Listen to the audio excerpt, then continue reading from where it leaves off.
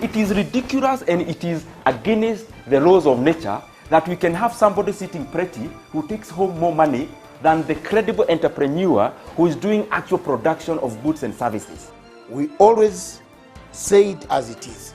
It is only in this country that when a thief is arrested, you hear elders from their tribe saying, he is our son and he is our thief. If you are deviant Yes. and I call you leader, probably you are already a leader, but you are leading in the wrong direction. We want to see the role of the youth Yeah. in the security, Yes. governance, Yes.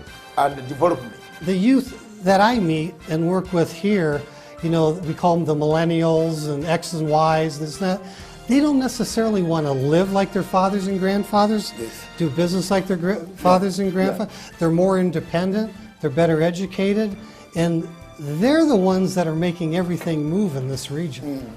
We look at the issues, we talk about issues that impact people's lives in Africa.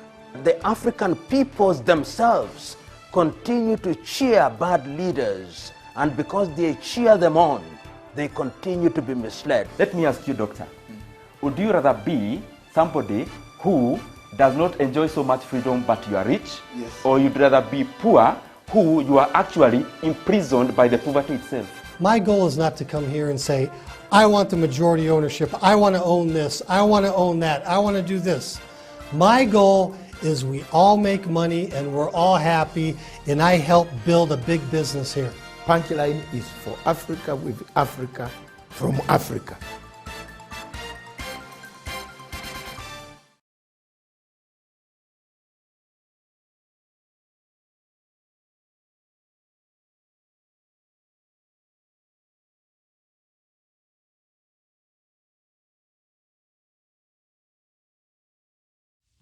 Good morning, viewers. Welcome to Punchline Africa Television, broadcasting all the way from the political command center, miles away from Nairobi. Good morning. Good morning, all of you on the panel. I will name one by one, but first I want to greet the people of Africa, the people of Tripoli, the people of Cape Town, the people of Accra, people of Lagos, people of Dar es Salaam, the people of Bujumbura, the people of Rwanda, Kigali, Kampala, Uganda, the people of DRC, Congo, Kinshasa, Cote d'Ivoire, Abidjan. Thank you. Good morning, Accra, Ghana, Asmara, Eritrea. Good morning, all of you in Egypt, Cairo, Khartoum, Sudan, Juba. Good morning, all of you, wherever you are in the world. COVID-19 is not going to overcome us. We shall overcome it. Good morning, all of you in Harare, in Cape Town, Johannesburg, Durban, Luanda, Lusaka, Malawi, Blantyre, Lilongwe. Good morning, all of you. Wherever you are in Africa, please, in Mogadishu, in Djibouti, in Addis Ababa. The dam that does not fill up, 3 weeks the dam is filling up. I think Egypt had a cause to overnight. Good morning, a mini conference called for Africa to discuss what they should have solved a long time ago. All countries that have the River Nile basin, the flow of River Nile from Lake Victoria, the source of River Nile, up to the last country where Nile pours its waters in the Mediterranean Sea. What cast us in Africa? We can't share even water that God has created. We have to fight. We have to bring out to the armory the arms which could have been used elsewhere to combat terrorism. We are turning them on each other in Africa. Good morning. Good morning. This is the People's Court, right from the headquarters in Nairobi of Punchline Africa, the CBD. I'm very far away in the political command center, miles and miles away from Miriam. Good morning, Miriam Ogut. A very good morning to you, and a very good morning to our viewers wherever they are across the world. Good morning. Thank you very much, our guest, our in-house analyst, Professor Gerard Onyari. Good morning. Good morning, Dr. Masanga, Miriam, Samson, and Daniel Wesong, and our viewers. Good morning in Kisumu, the legacy trend analyst and a point man on the lake side of Lake Victoria, where the River Nile comes from, and which has caused a lot of tension in Egypt. Samson Onyango Aloba.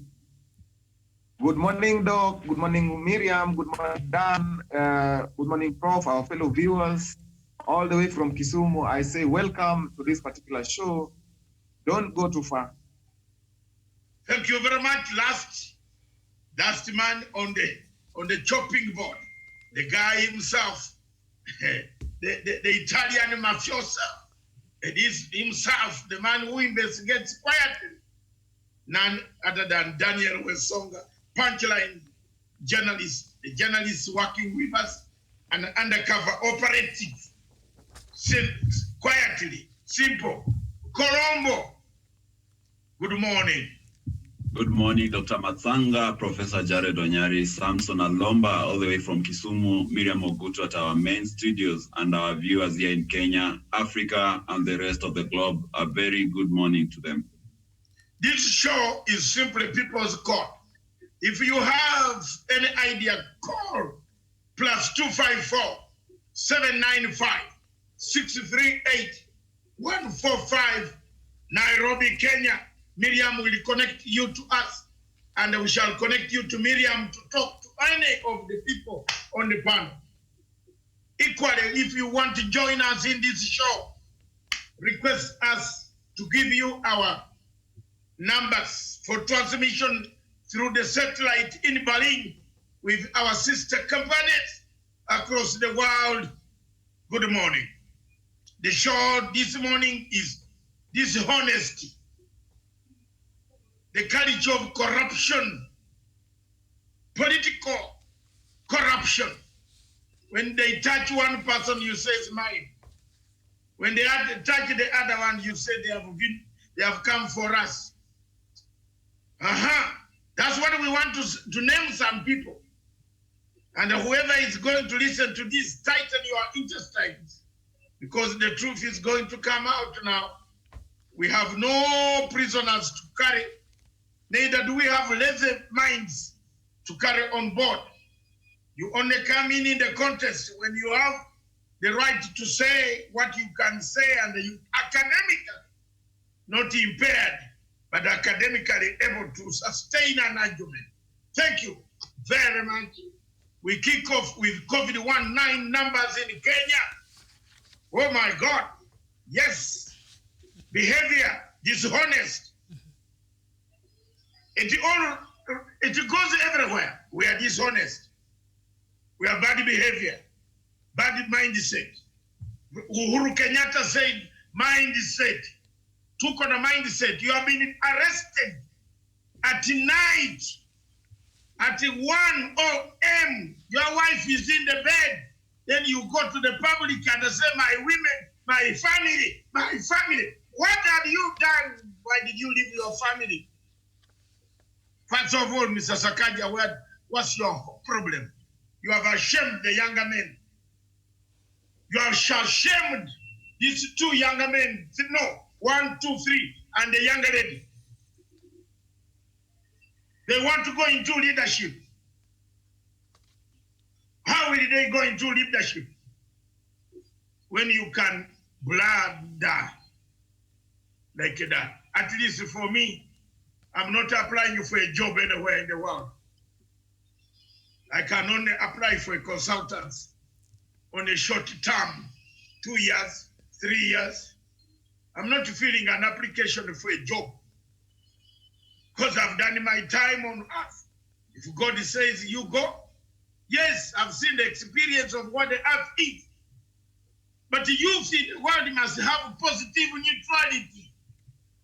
Mark that word, Alomba, mark that word, Mr. Colombo. Positive neutrality. Positive neutrality. Do you know when I learned that word, Miriam? 1979. 8 in December in Moshi, Arusha International Conference Center. when all Ugandan exiles, all of us, including that small man called Yusuf Rule, all of us walked on foot. Some of us were in the bush.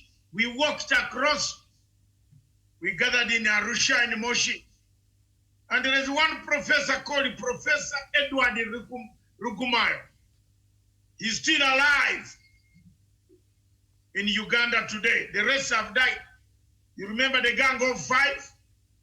Yashitando, Odada Abdele, Omanyo Job, Dani Abdele, Nasasira. All Ugandans watching this show know those people. All of them have gone. Professor Yashitandon is also there. Yes, two are still alive. But that man said one thing. We people who had just come from the bush with our boots, with AK-47s, we have left them in a hotel in Arusha. Nyerere said, let them not enter with guns, because we could have killed each other in the conference center there. That Garare International Conference Center, no, Arusha.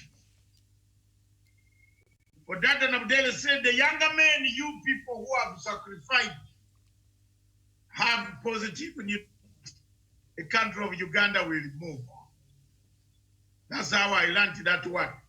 I had not got enough education like today, because Idi Amin almost killed me, and I ran halfway one week. Have you ever gone to a university 1 week and you are beaten, you run off? You make a strike, you come to Kampala to destroy Kampala city. This is how bad I am. This is how bad I am. 1978, I wanted to ban it. I hated dictators. Those who seek to find Matanga, that's how I am. 78. I'd been admitted after my father taking me to Bishop Taka College, Mukono, this, that. Lastly, I was going to go. I had managed to defeat it. They came for me. State Research Bureau, SBR. They said that Kasimoro man, where is he? He looks siasa. He has connections with Tanzania.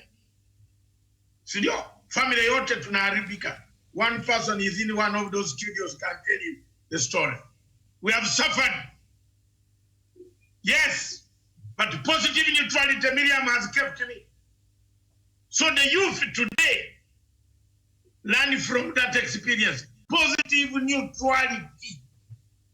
Sakaja, another one musician, Siji, when somebody, what is he? Here, this man of Stare. Have you seen the way they look at Owino, Bobby Owino, Babu Owino? Look at them. Have you seen how they have embarrassed you? Kenyan youths watching me today. I don't spare anything. What can they do? The only thing to do is tell me to go away. I will go. What else? What have I done wrong? I can't spare that behavior. Sakaja rose to a rank of a chairman of a party. COVID-19 is killing people. When you tell them they're interviewing people, you see the problem, stick where you are. But Dr. Matsanga Sakaja, he has nothing behind his academic qualification. I think you that saw one, his... you bring it later, hold the fire. Hold the fire. Professor will guide you on that. We are not planting seeds of destruction. We are planting seeds of redemption. Let him learn it today. That he has ashamed you. He is remorseful. Look at all the youths who have been in parliament. Let's name one by one, Miriam, before you start. Because this is the topic of dishonesty. Let's name one by one. Babu Owino shoots somebody. He just got a pistol recently. I got a pistol in 1978. That's how I knew how to cock a gun, remove it, put it back, and go. In 5, you know how many to qualify to be a good man? You must know how to cook, dismantle that AK-47. Did you people know that it is dismantlable? It becomes smaller pieces, like this microphone. And then you cock it, put it back, and then an enemy is coming. But you don't misuse it. That one, Babu Owino misused it. Another man said, all foreigners must leave. A good musician whose music is heard by every foreigner. Have you seen how these stupid people, how someone has misled this young man? There's a man, a mafia man here misleading this young man. And don't hesitate to name him. I know Onyari will remember him for me. We are being misled.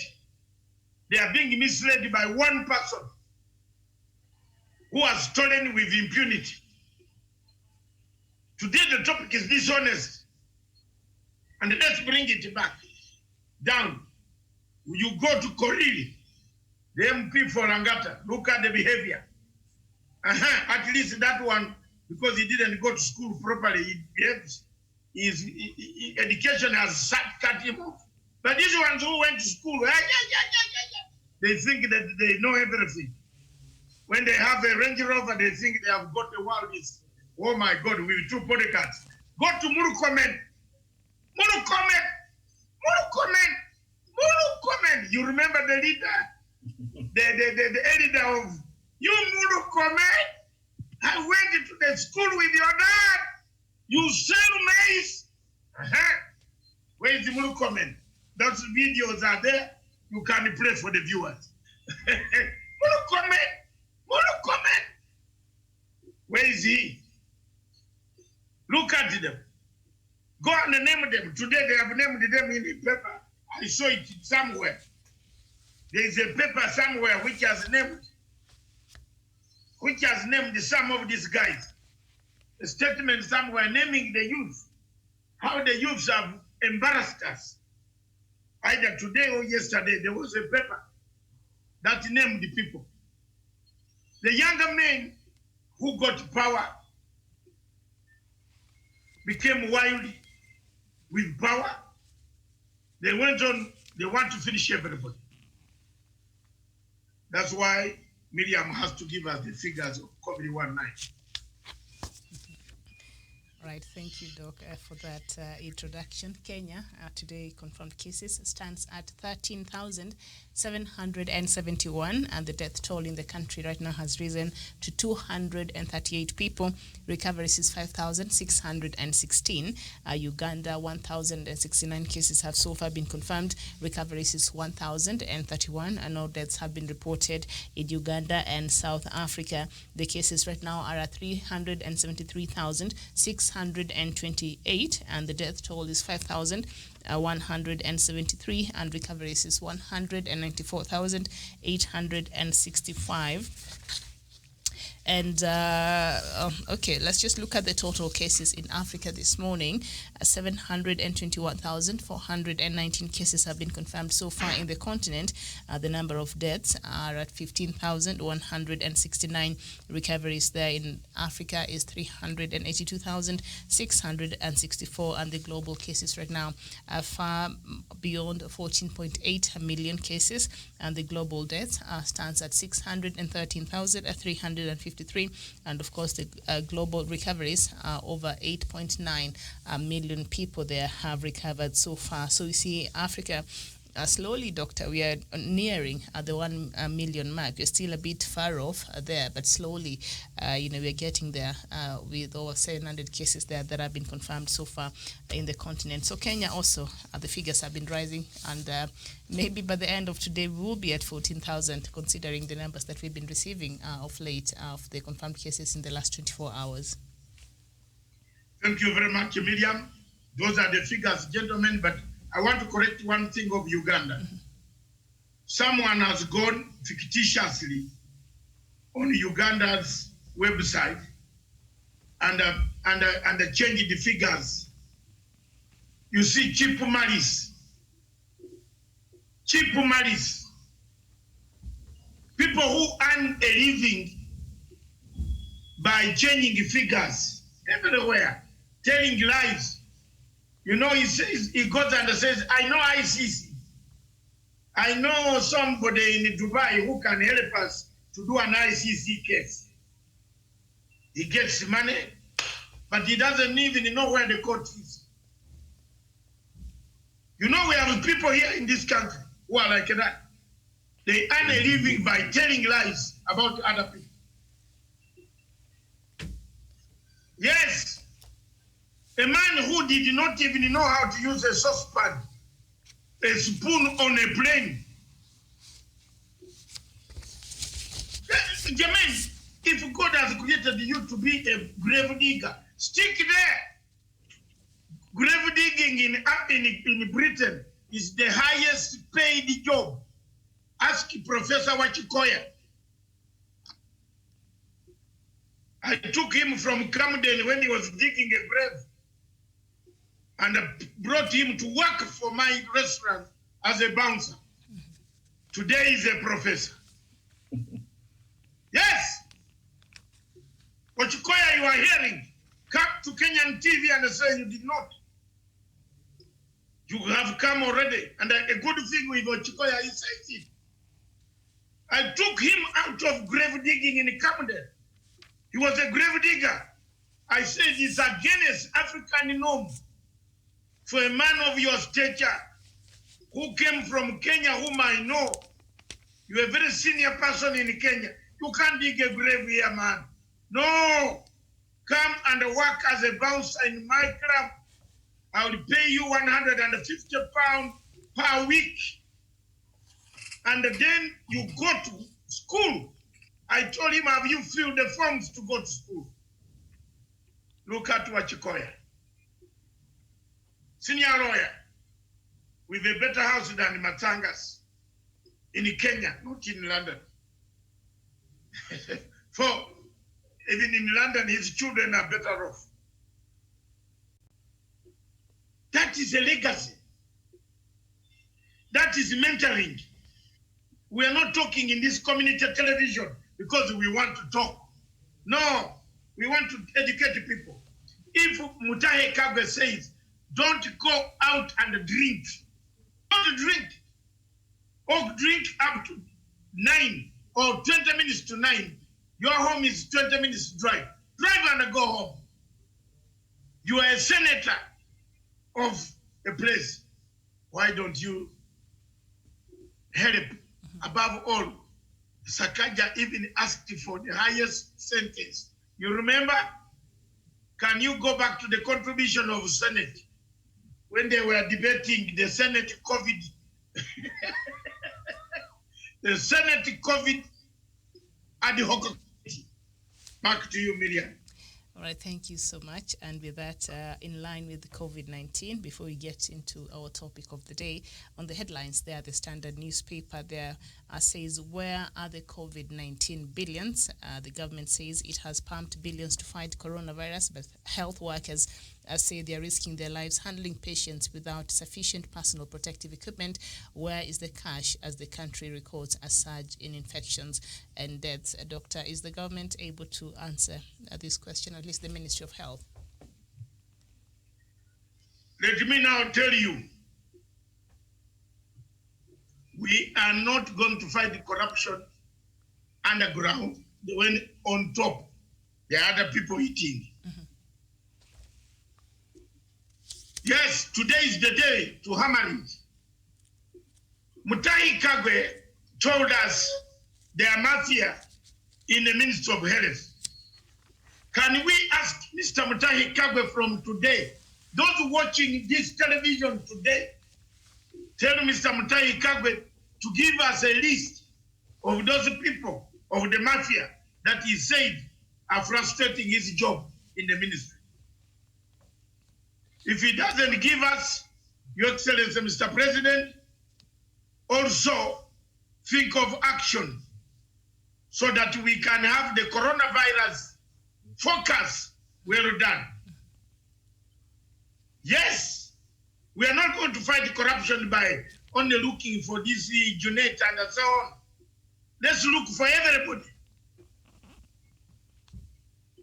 Let the corruption be balanced. Kila pale. Huyu mjamaa alituambia, he told us that there are people in the ministry who are stealing the money. Now, where are they? I throw the challenge to Professor to open up the debate. So, Professor, before you come in, almost about 300 billion Kenya shillings from public coffers and donors has already been spent on COVID-19 on the ground, though there is little to show for these billions. And we've seen even our medical staff in the government hospitals coming out, and a lot of them right now have contracted COVID-19 because they don't have the right protective equipments there. How can the Ministry of Health explain this? Miriam, very unfortunate that we are discussing this, but let me just have these remarks to congratulate. I know Dr. Masanga will be on my neck, but I'm trying to appreciate people. When you make mistakes, say, I'm sorry. It won't happen, and they will set us an example. And when someone has said he has apologized, Dr. Masanga, Miriam, and Samson and Dane don't follow him. We said here that the senator for Nairobi County, Johnson Sakaja, that being the chairman for COVID ad hoc committee, he should resign. He listened, he resigned, he said it's very unfortunate and very apologetic. Let us leave him at that. That's what gentlemen do, and he has set high standards of our leaders. So people make mistakes, and when they make mistakes, you own it up. Back to the question. First, can I interject? I agree with you 100% as a conflict resolution expert that once somebody has said sorry, remorseful. They've owned up. He has really owned up to the yes, mistake. Yes. Owned up. So you don't follow slack. Yes. But when somebody is sorry, then it says, why did 50 people go there to Bradish to kill my family? When you were hiding, in a house of a civil servant. Don't provoke me, my friend. Don't. Because I will name the civil servant. Wait first. That you want to provoke me? I name where he was hiding. I made a telephone call for Zagaya to leave. Did he leave voluntarily? No, did he? Why was he hiding from police? Why? Why do you blame Ndolo? Why do you blame the police officer Ndolo? For what? What has he done wrong? When Yambie, has he resigned from the Senate? He should quit the Senate. That's what the democracy is. Wachana na hiyo mambo yako. Should quit Senate. When Enda, in fact, resigned as the senator of Nairobi to say, I have ashamed the people. I was a leader of 6 million people who look up to me, whose record of COVID-19 is rising every second as we speak now. Now. You can see how many people are now contracting. Very well. Yes. Very well. I agree with you on that one. We are not going to follow to beat him up, but I want you to take my idea. Yes, I agree with you. He has at least said sorry. He has at least said, I'm sorry. That's good for and politician. That is true. And as much as you want in Kenya said sorry. You are right. But again, we are discussing about corruption in this country. Honestly, you can't send 50 policemen to someone's residence. That one, we just leave them. You can send 5, but 50 of them? Daktari. Okay. I know you like 50 of them? You can imagine, unless it's exaggerating. Sakaja is my friend. Unless it's exaggerating. No, wait. Professor 50 Sakaja, of them? Okay, 50. In fact, they should have been commandos. Okay, back to my question, Miriam. We should have sent GSU to arrest the house because they are looking for a fugitive. You were Very given well, Miriam, back to my question. Yes. You were given a bond yesterday, isn't it? You go to police value your place in the community. You stand as the Senate of Nairobi, which controls even the police. Senators in the United States control police. Am I wrong? You're right. Governors control police. Am I wrong? You're right. So they look at your position in the community. They say, "Give you are released to come tomorrow." Then why do you hide? Why do you run? What are you teaching a Matanga's child who is in your consequence? What are you doing, Gerard Onyari's daughter? You are where to say maneno you. What are you teaching them? To run away? Your son tomorrow is going to do something in the house. Or your daughter will be pregnant.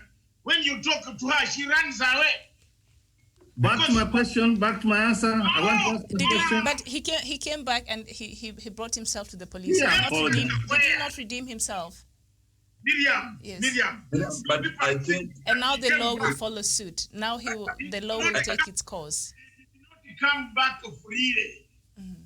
Miriam, I think Sakaja is playing some power games, and when you read the 48 laws of power, there's a law which talks about selective honesty, and that is what Sakaja is doing. He's just doing it for the gimmick so that people see the perception they gave there that he has been remorseful, he's apologetic.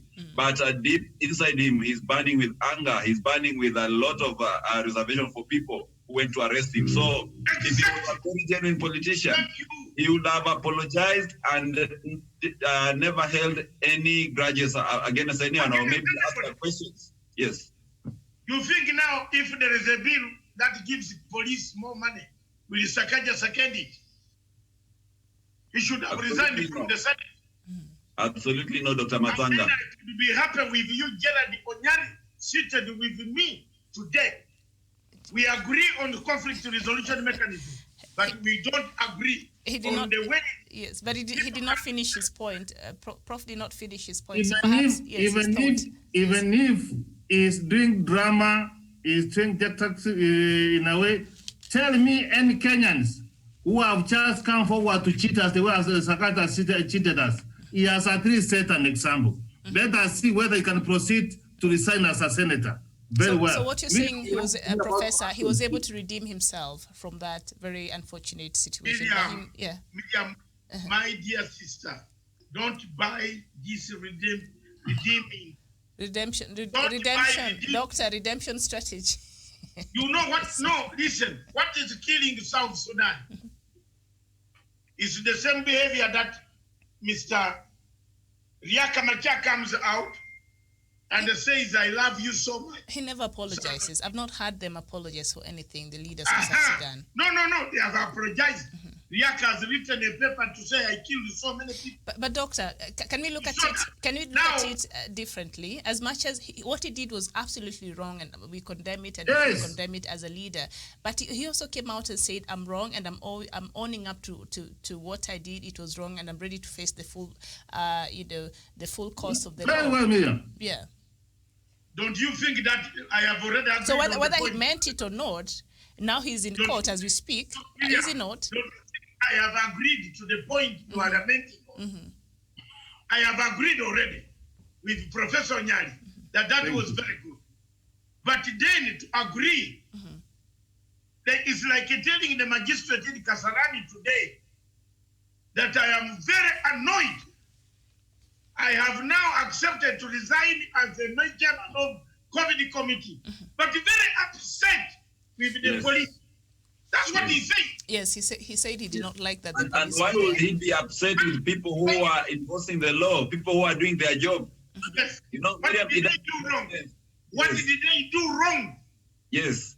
What did they do wrong? They were looking for a high-profile man who could have committed suicide. They had to take dogs.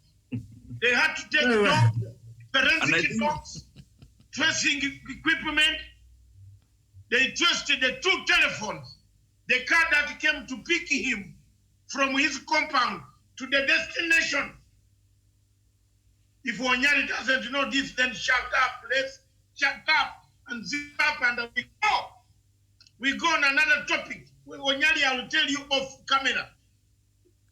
It was so sad for the police to waste all our money, all your resources, 50 of them, chasing a man who could have just surrendered himself. And the man violated that surrender trust. So the police was concerned that one prof, the man could have committed suicide.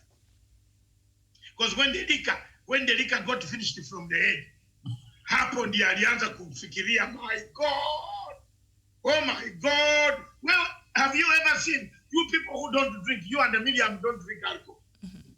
Just Jesus and tea, we are good. Yes, me, I drink alcohol. Aromba, you drink alcohol. I drink. You drink to a limit. Don't ever drink beyond a limit. Yes. And don't drink and drive. I don't do that. Miriam, I want to answer the question. Yes, please. Yes, no, but people need to be told. Unless you also agree on my side, I'm not going to go. I have agreed on one side of yours, but it's okay. You are the guest of this of the television station, so I will agree on your thing. But in a normal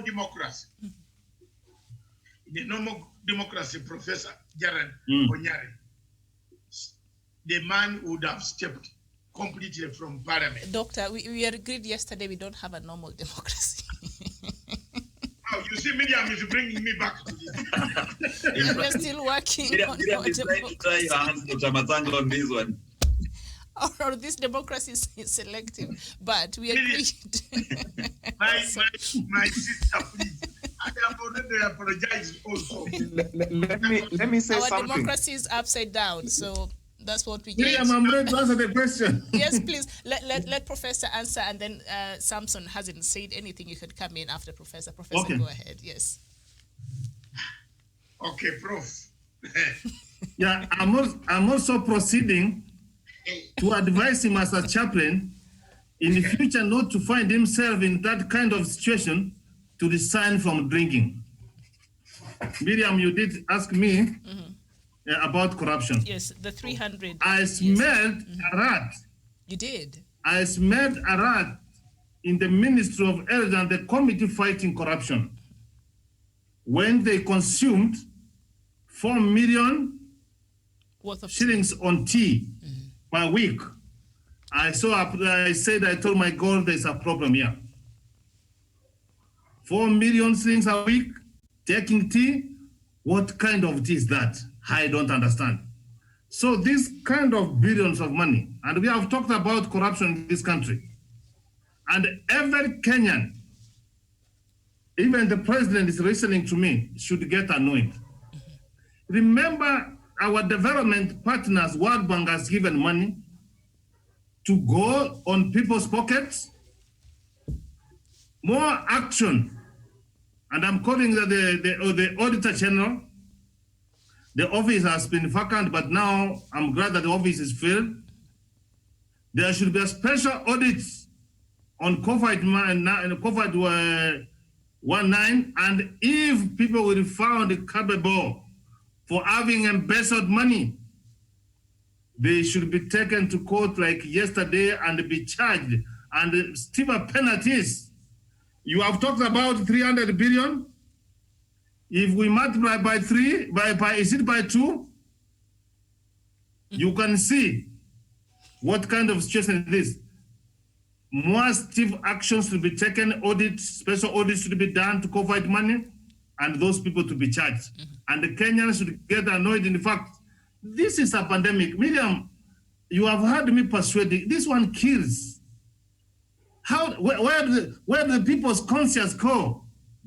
Taking COVID money, which is supposed to go and save Kenyans, to have create awareness, buy sanitizer, do all those kind of things, and you are embezzling.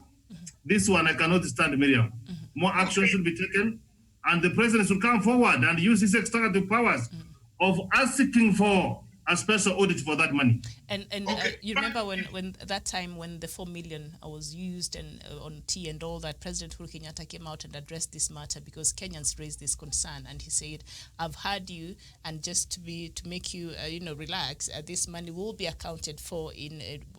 Quoting what the president said in broad light, so we should wait for that. So President Uhuru Kenyatta, said this will be accounted for. So anybody who thinks that they will get away with this, they could be in for a very rude shock. And because right now I think the government is dealing with so much, and so if they think they will get away with that, the president said no, that will be accounted for. Very well.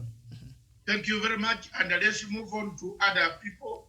Let's listen to Alomba. Yes.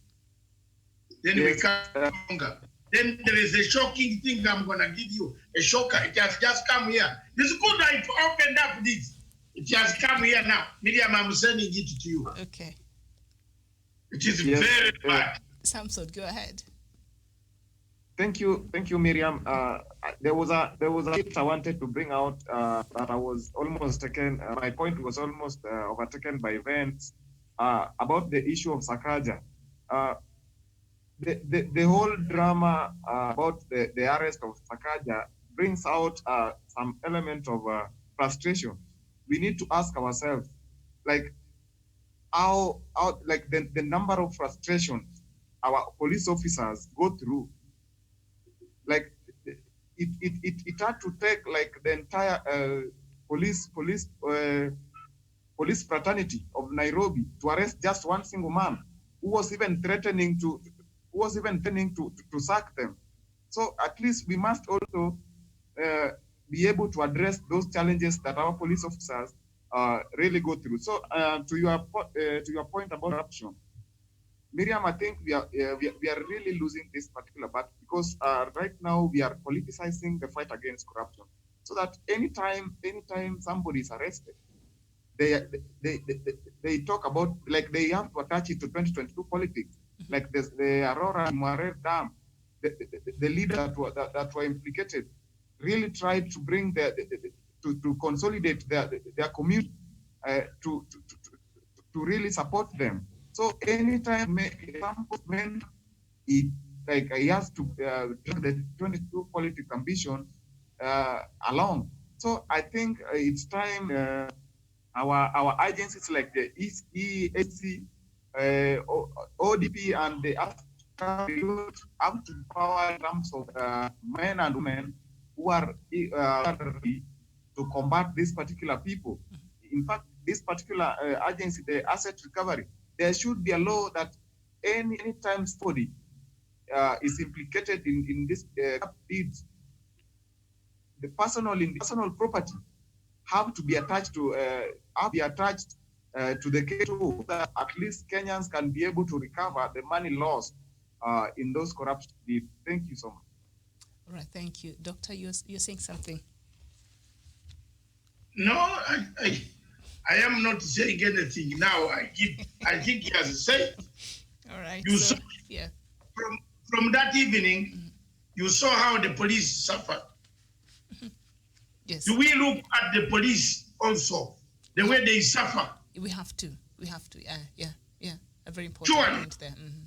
And when you are coming to a chaplain is altar, and you are going to now send this man to God, clean him, and send him to God, like a professor is cleaning the guy to send him to God. Is he really to say, he's sanitizing? Sanitize him. That's the word I was looking. Sanitize them.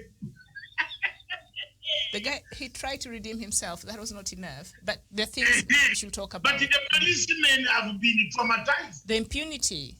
He was acting yes. Some of them sleep in very poor conditions. In fact, in the name of God, they work because they love Kenya. I want to speak this, and I want to stand by the police. I want to stand by the police. Every day you harass police in Kenya. Why don't you harass yourself? Today is the day for talking about corruption and dishonesty.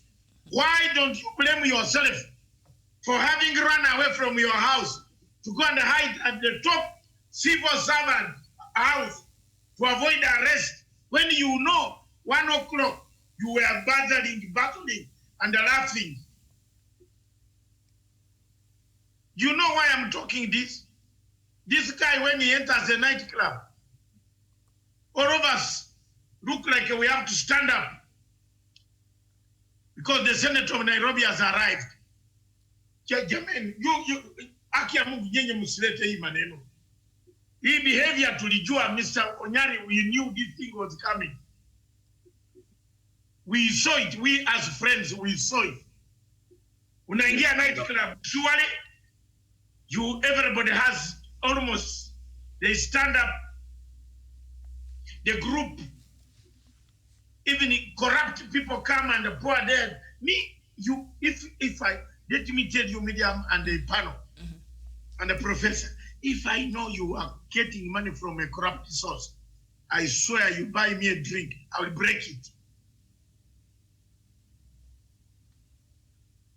I'll break it. Whether it is Judge Daniel, which my friend here likes so much, and a glimpse of something, whether it is 27 years old, I'll break it if it has come from corruption. But these guys sit with corrupt people.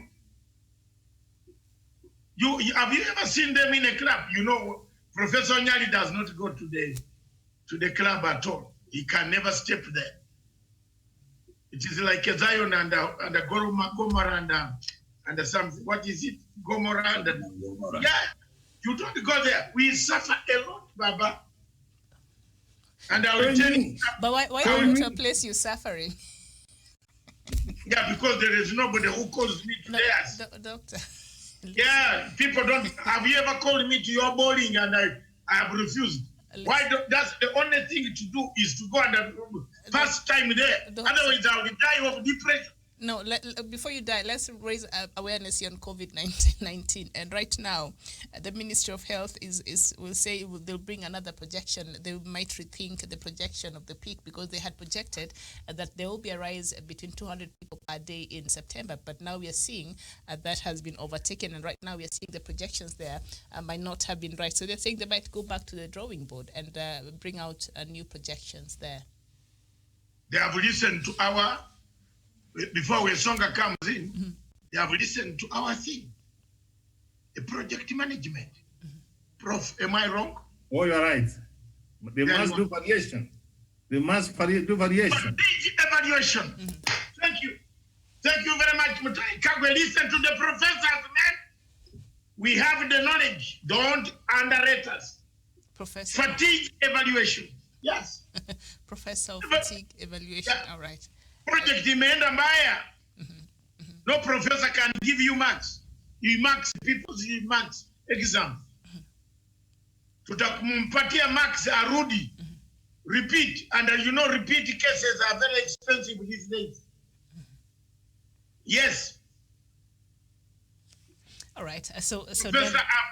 if there was a time, I would even tell you how one professor that did me down. He hammered me.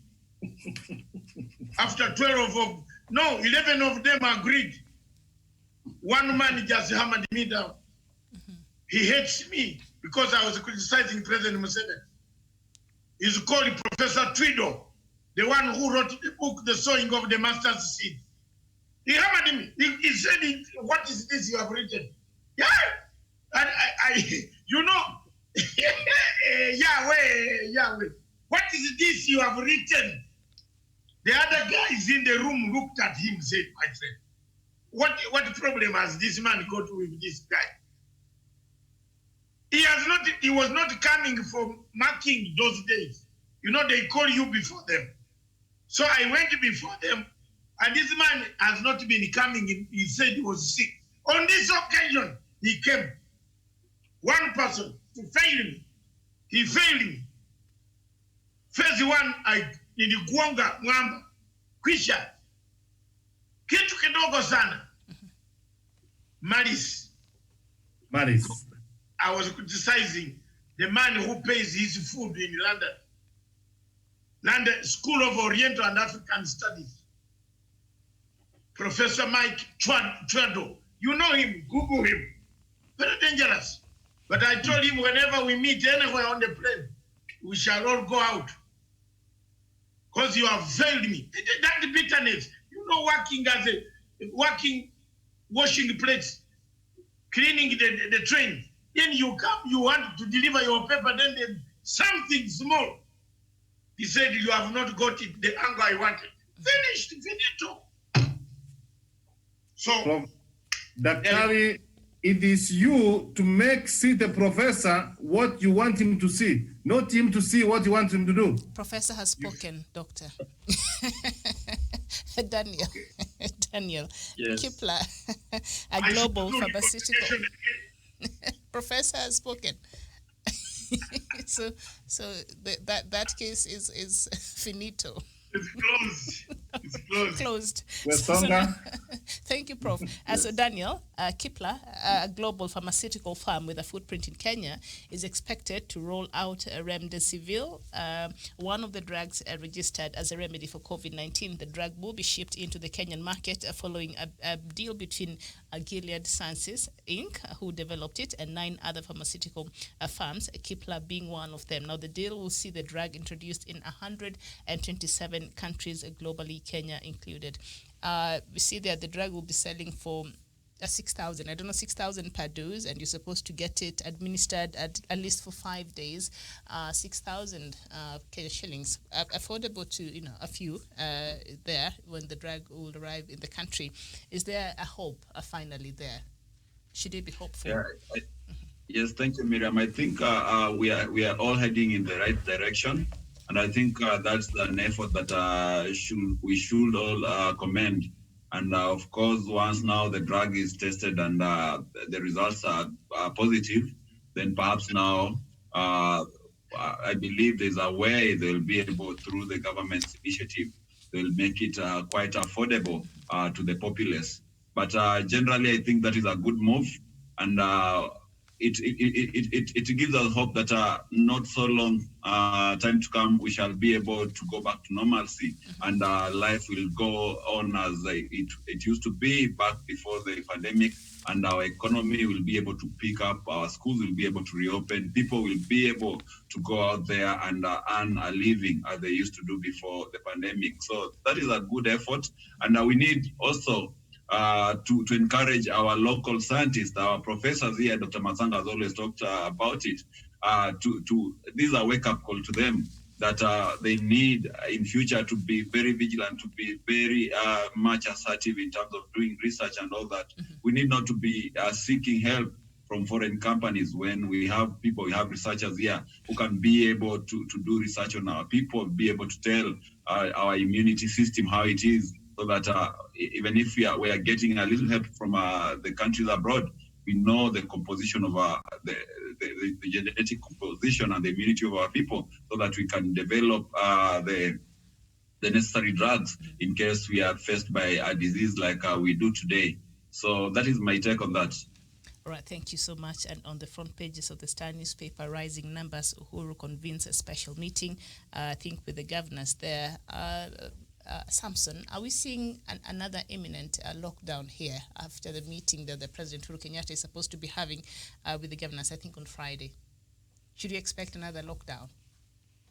Yes, Miriam, you see the reasoning of the President when he was trying to ease the conditions that had been put in place before, was that Kenya had to promise him that the surge would go down.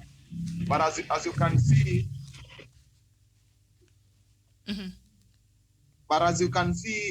trend is different. The numbers are rising.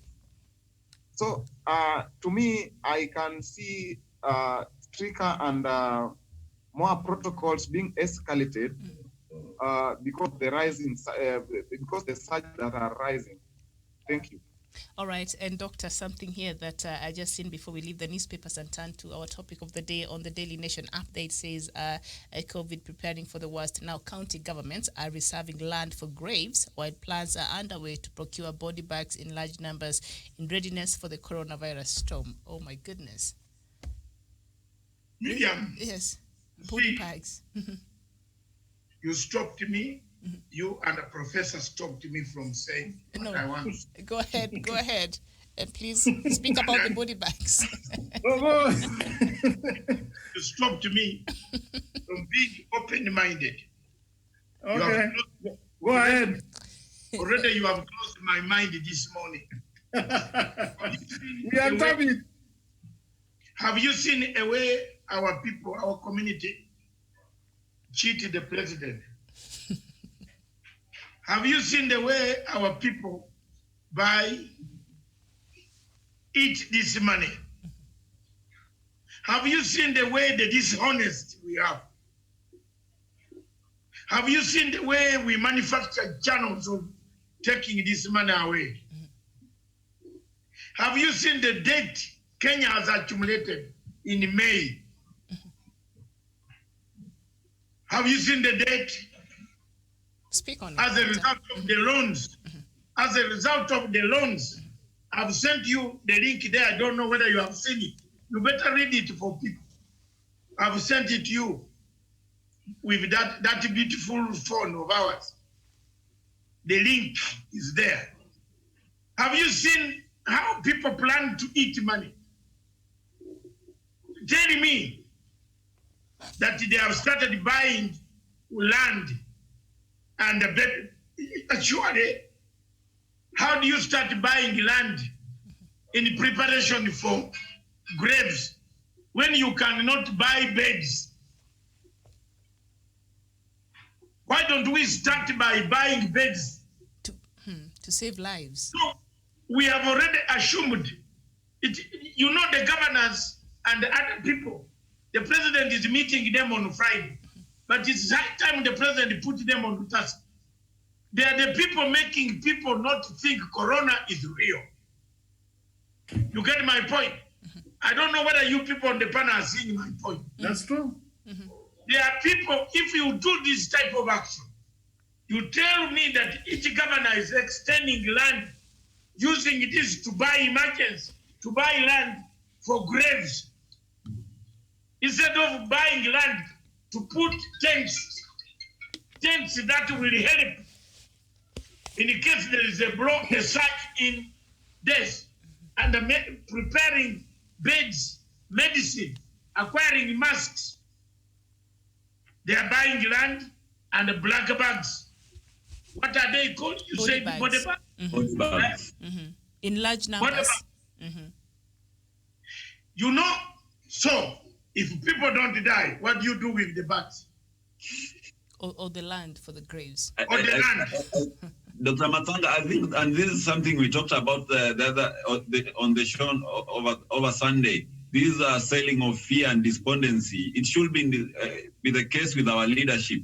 We should be hopeful. We should encourage people. We should channel these amounts of money to the right projects that will oversee our health system, our health facility being uplifted. I support you, Dr. Masanga. And Doctor, that brings me to another question. Owing to today's topic, will this be COVID-19? Has it become a cash cow in ways where corruption now, they're looking for ways in which they would seem as though they're spending money? Yes, Professor. Because in Kenya, you're buried in your rural home. Really, the urban cemeteries. Miriam, let me have this to say. The other area I want to assure Dr. Masanga that I'm also a project management expert. Oh, okay. When there is money in an account, there is no way you can touch that money unless you come with a project. So and the topic for today, if you can sit and you connect it, this is the project. The governors are coming with it so that they siphon out the money. Very unfortunate. Very unfortunate. Believe me or not, COVID-19 has become a cash cow. Even KEMSA, Kenya Medical Supplies, you saw the budget was for 4 billion and they went for 7 billion. That's why we are saying, Mr. President, don't tell us that people will come to be accountable. We are raising concern. It will be too late for all the money which is supposed to be put beds, buy facilities, buy equipment for the doctors and the nurses, for the health workers. Let us focus our eyes and get these people, because they know all the developmental projects have been set aside. Now we are focusing on COVID. Where money is now is on COVID. And we cannot allow them to get away. It's very unfortunate, like my county, where we are having only 20 beds as of now. Then you go and buy body bags and run to buy the people. Even God in heaven can strike them death. Let us focus on this. And Miriam, to be very straight with you, COVID-19 has become a cash cow. And also, Miriam, Migori governor right now is under fire by when he decided to set aside 4 million for buying coffins for the victim. So what? What? 4 I'm million saying, to buy what? Migori governor Okoto Bado is now under fire for setting up 4 million, aside 4 million to be used in buying coffins for the victim. It's a very sad scenario that we are facing right now. I'm still in shock, doctor. For me, finally, the professor has talked.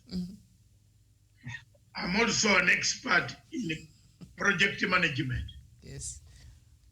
Because I have a degree on project management from Roehampton University. Forget the one of London Guildhall and Metropolitan University and the country. I have one which I did very, very, very in difficult conditions while I'm in Nairobi. Now, I agree with the professor 100%. And I don't know why His Excellency is not seeing this. It's the project ya kuiba. Yes. Project, yes. Project ya they are stealing. On Friday, let him put them on carpet. Why are they? Listen, why are they? You know, how do you buy? Surely, people are looking for saving to save them. Then you go and buy black bags, body bags for carrying dead bodies. It means you have given up. But if you go, this reminds me of the story of the president of Somalia. There was only one ventilator in the Mogadishu hospital. At the beginning of COVID-19, the president ordered for that ventilator to be taken to his house. The only one. And my friend, the journalist, there was a small man whom I knew in London. He's a journalist there. Believe me or not. He wrote a story, he said only one bed, and the president has carried it. They arrested him, they beat him up, they broke 2 ribs. We shouted over this television. The guy was released. This is the situation we have. These guys have seen an angle where to eat. Now they are saying we buy angle, we buy land. Surely, Doctor, they were told to prepare, get 300 beds and prepare and prepare. Instead of preparing for life, they went and prepared. They're preparing for what? I'm confused. The other one, doctor, is buying coffins. Have you heard? Obado has set aside 4 million to buy coffins. I am not a friend of Obado. Is that the preparation? Did they not get the memo from the Ministry of Health? That is not the preparation they were asked to do. Miriam, I'm not a friend of those type of people. When Obado did the damage, and then they took those two boys, he left those two boys in jail, and I went back. I saw the type of injustice that was meted on the other two men who might not have committed any crime, True. or who might have committed it purportedly. I don't want to make judgment. They were not released. They were left in jail for almost 1 year. And then come to talk about that. Because our network is not very good today. It's going down. You have seen that. Including Harvey. Nelson Harvey now has just moved to court to challenge President Uhuru Kenyatta for honoring 21 Kenyans. 24 Kenyans. Is this, where is this country heading? Where is this country heading? So, I think my panel, with due respect, I think I just want to say, we cannot continue with this topic. It is being disrupted. Unless, William, I don't know what you want to say, but that's what I think.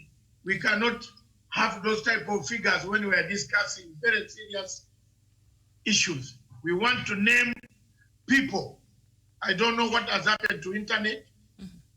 And yes, maybe as we check it, I see they've started another link there, which is gaining momentum. But maybe we should just continue with this conversation of the corruption in the counties. Fine. And our leaders, our governors there, Doctor, and the panel, they seem to have missed the point when they were asked to go prepare adequately. Because right now, after President Uhuru Kenyatta lifted the travel restrictions, he said now governors and the county officials there, you're now in charge, and the numbers, you're now in charge, and you should make preparations in the counties because the numbers are expected to rise. But this kind of preparations they seem to be making is not what they were asked to do, because I don't know why anybody will buy land in Kisumu for graves, as we know people, a majority are buried in their rural homes there. So I don't know why this will be a priority. Did they miss the memo, Daniel? Did our leaders miss the memo on how to prepare adequately for COVID-19 in the counties? Dan is not there. Dan is not there. I can chip in. All right. Miriam, I have said here, and I want to pronounce myself once more. Let COVID-19 be taken to the national level where they will be focused. And we are speaking as project management expert. We are saying COVID-19 has become a project for people to save on money. As it is now, our governors, they don't have the ability to fight COVID-19. So any money which they get, which they don't know what to do with it, is to buy coffins and buy body bags and buy land. Now, Prof, let me just cut you, and then you will respond after this. In Kisii County, officials from the National Multi-Agency COVID-19 Command Center visited last week to discuss with the county leadership about their preparedness to deal with fatalities. The team was informed that the county has set aside 13 acres of land at Nyatieko in Kitutu Churches South to be used as cemetery. And in Siaya, Health Executive Dorothy Owino said the county had brought sufficient body bags. Lands Executive Adrian Oma said 6 acres of land had been set aside in Sega, 4 acres in Siaya town, while Ugunja, Rarieda, Game and Bondo sub-counties have 1 acre each for burying. I don't know anybody in these areas that goes to be buried in unless you were, I don't know. Please respond to that, Professor. For me, let me tell you, it is just a cash cow. People are just... It's a project. How you can't explain to me how a governor, Rasanga, is buying. How many people do you know are going to die? Body bags and land for burial. I'm confused. So how many bags are they buying? How many bags are they buying? Body bags. How many? Are they buying bodyguards until the earth comes to an end? Because you must know how many people are going to die before you buy bodyguards, body bags. You must know how many coffins, how many people are going to die before you make coffins. But for the mere fact that you are putting priority on coffins, it means you have lost the war on COVID-19. Yes, doctor. If you put priority on body bags, it means you have no priority on cure and prevention. On getting the beds. Yes. So they have run for a quick cash cow. That is body bags. They are coming to tell the president on Friday that we have bought several prepared.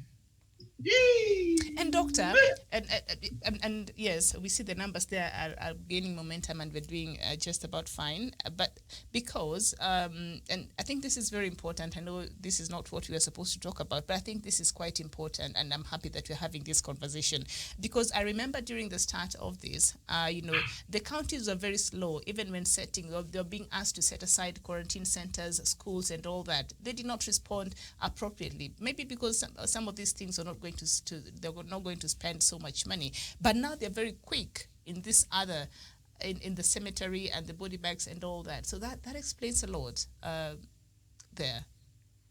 It does, in the sense, look here, I don't know what my fellow panel members are saying, but let me tell you, in the name of God, this subject it wants a full hour.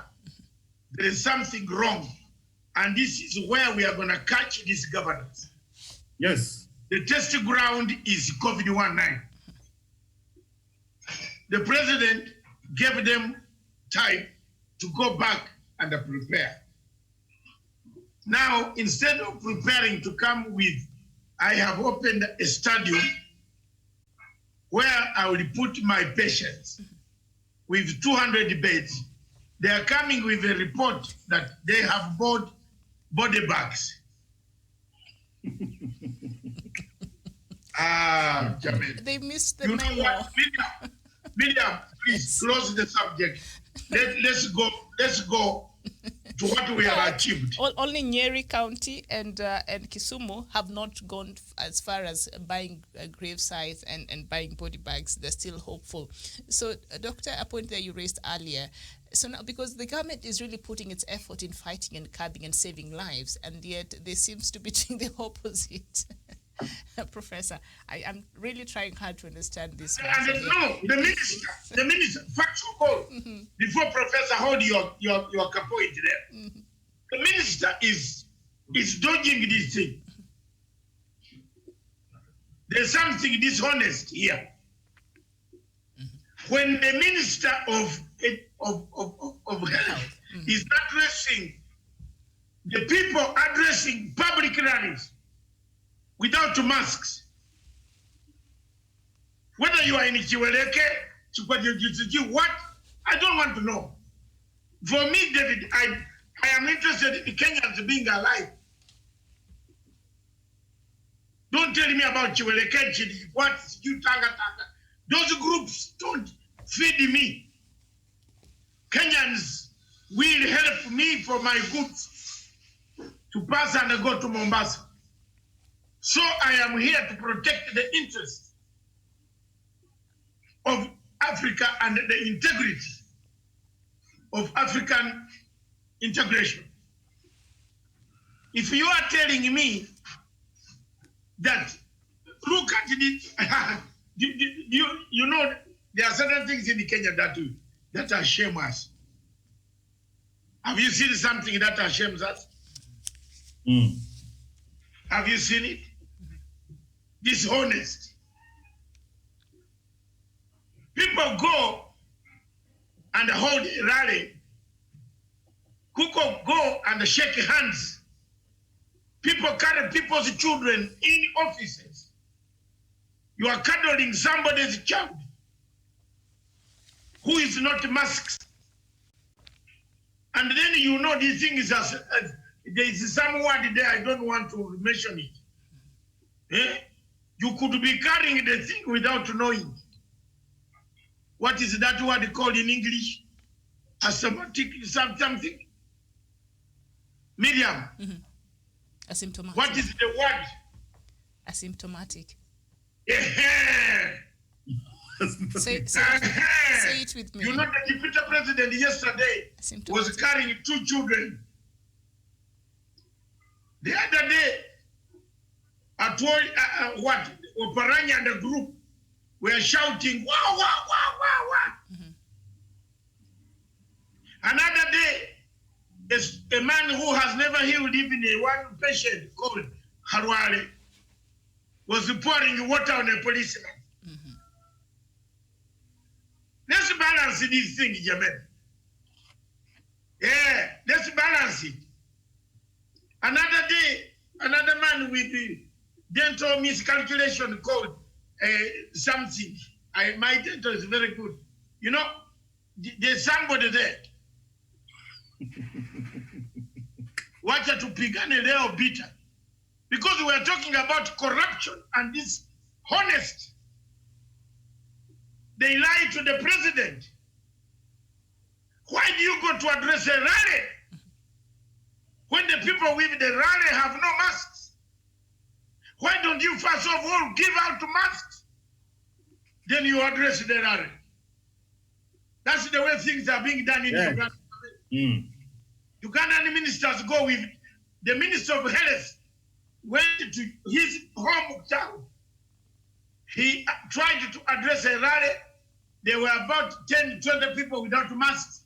The parliament was, he had to beg, he had to lie down and kneel.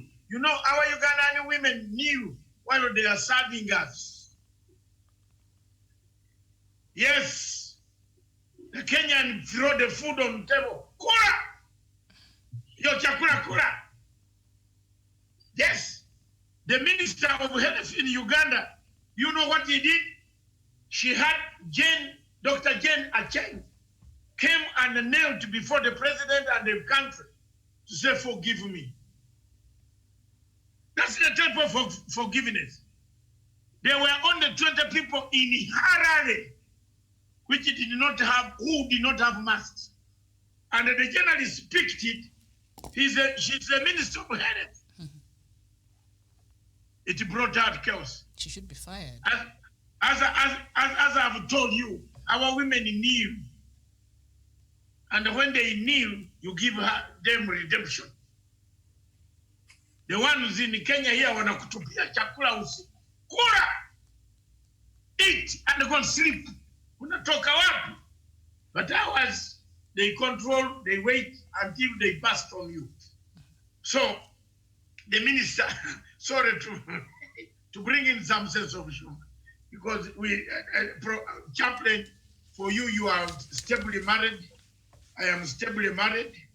It's only Miriam is stable. The younger man here is beginning to look around. Don't go for a woman who will throw the food at night for you. We don't do that. Like you are a dog. Doctor, we don't throw food like that here. Yeah. But that is a topic for another day. It's another day. Bring it on unaffiliated. I will show you. That is bad. That is bad stereotyping. But she went and asked for forgiveness, and she was forgiven. So now, the same way perhaps you should forgive Sakaja. No. The dishonest in the entire system. That's why I brought this topic. Is when the Minister of Health is addressing us,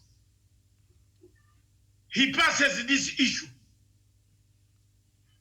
He only looked up and said, there are mafia up in the mafia house. Down here. He has not given us the list. When he reaches this issue of 2 parties, I don't care the Ruto that you are saying that we are campaigning for Ruto. Ruto is busy eating the ferry at his farm in Sungoi. And cooked. And cooked and trying to show us a PR stand. Si ndio tunazungumza wa haki. Ulisema tuzungumze haki. Anakula, something is burning him, we know. The man you are fighting for is busy digging his farm, looking after his kuku. Yes, hiyo kuku ilimletea helicopter kama 10, you know, with the eggs. You see? Now, you, Harwale, you are pouring water on a police officer. On a police, senior superintendent of police. Pouring water on his uniform. And even water going through his gun, which is carrying, which is a crime. You, Eugene, and another group, you are also addressing, spreading air, foo. People fire.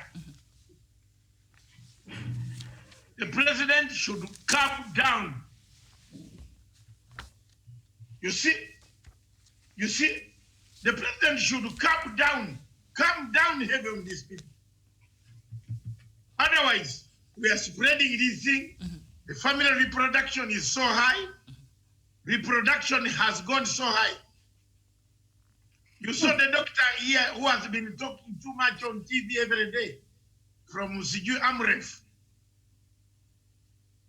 You saw him yesterday. Was he happy? He was not happy. He put his hand here because he has seen. So the mistake, the dishonesty in this whole thing. Because I wanted to bring this, Mr. President, let this head minister of health bring social distance experts, psychological experts, psychology, stress management experts. They are there, professors. Don't bring only this man. This is Karanja, Amof. This we don't want. Amof is just a director of these guys. Show other Kenyans with talent and change the venue of address. Put people in an organized place. If you cannot hold it on daily basis, hold it at least twice in a week.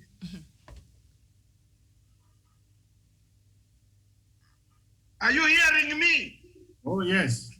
Hold, I am giving advice. Senor, if people don't want to listen to me, I am Paul who came to preach in Judea. And the chaplain is here. Mr. Chaplain, you know what Paul went through. Oh, yes. When he was preaching in Judea. You can hold this press conference twice in a week.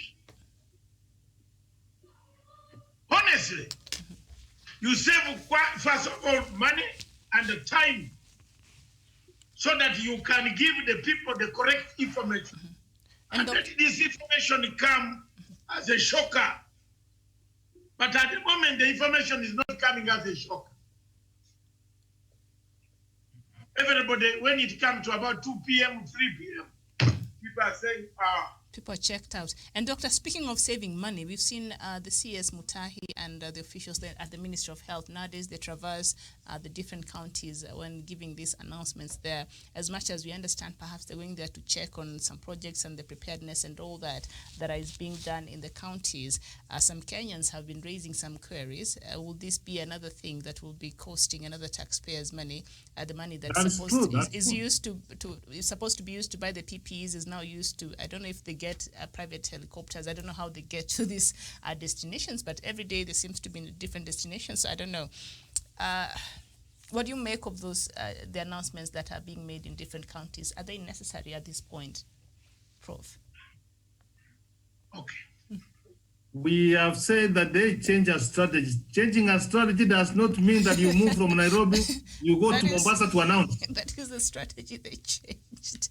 Yeah, if that's what we said here, and they said now they will go to Nyeri, to Nyandarua, to go and make the announcement. We are trying that they package the message of fighting Corona. If it is the numbers that are giving the other day, every other day, we can get those one through the television, the newspaper, the radios. but they should be able to get the way Dr. Masanga has recommended.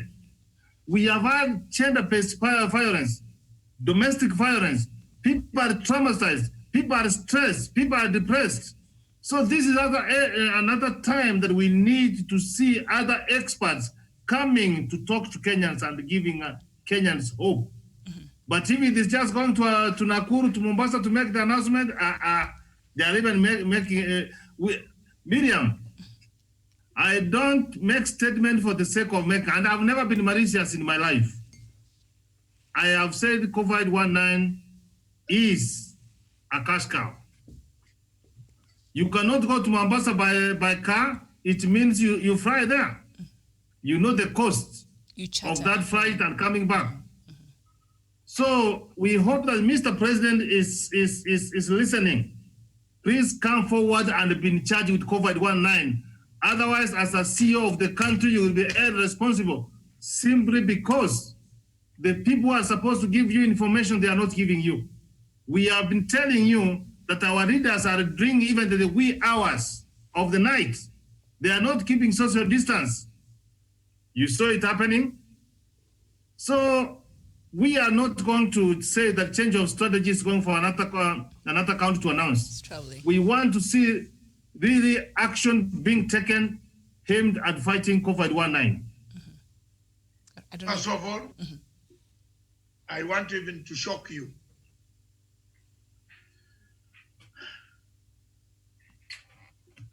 Stress management is what kills AIDS patients. The patients for AIDS don't die because of the virus. Most of them die because of stress. At the moment, this nation, Kenya, is stressed. The Ministry of Health should start to train volunteers who should go from house to house. Miriam, go from house to house to try to see why people are not coming out for testing. What's stressing? We are not being analytical. We are being just subjective. We are just giving press statements. We are changing strategy from one house. It's like when the woman was beating you, you want to change to one who is going to deny you food.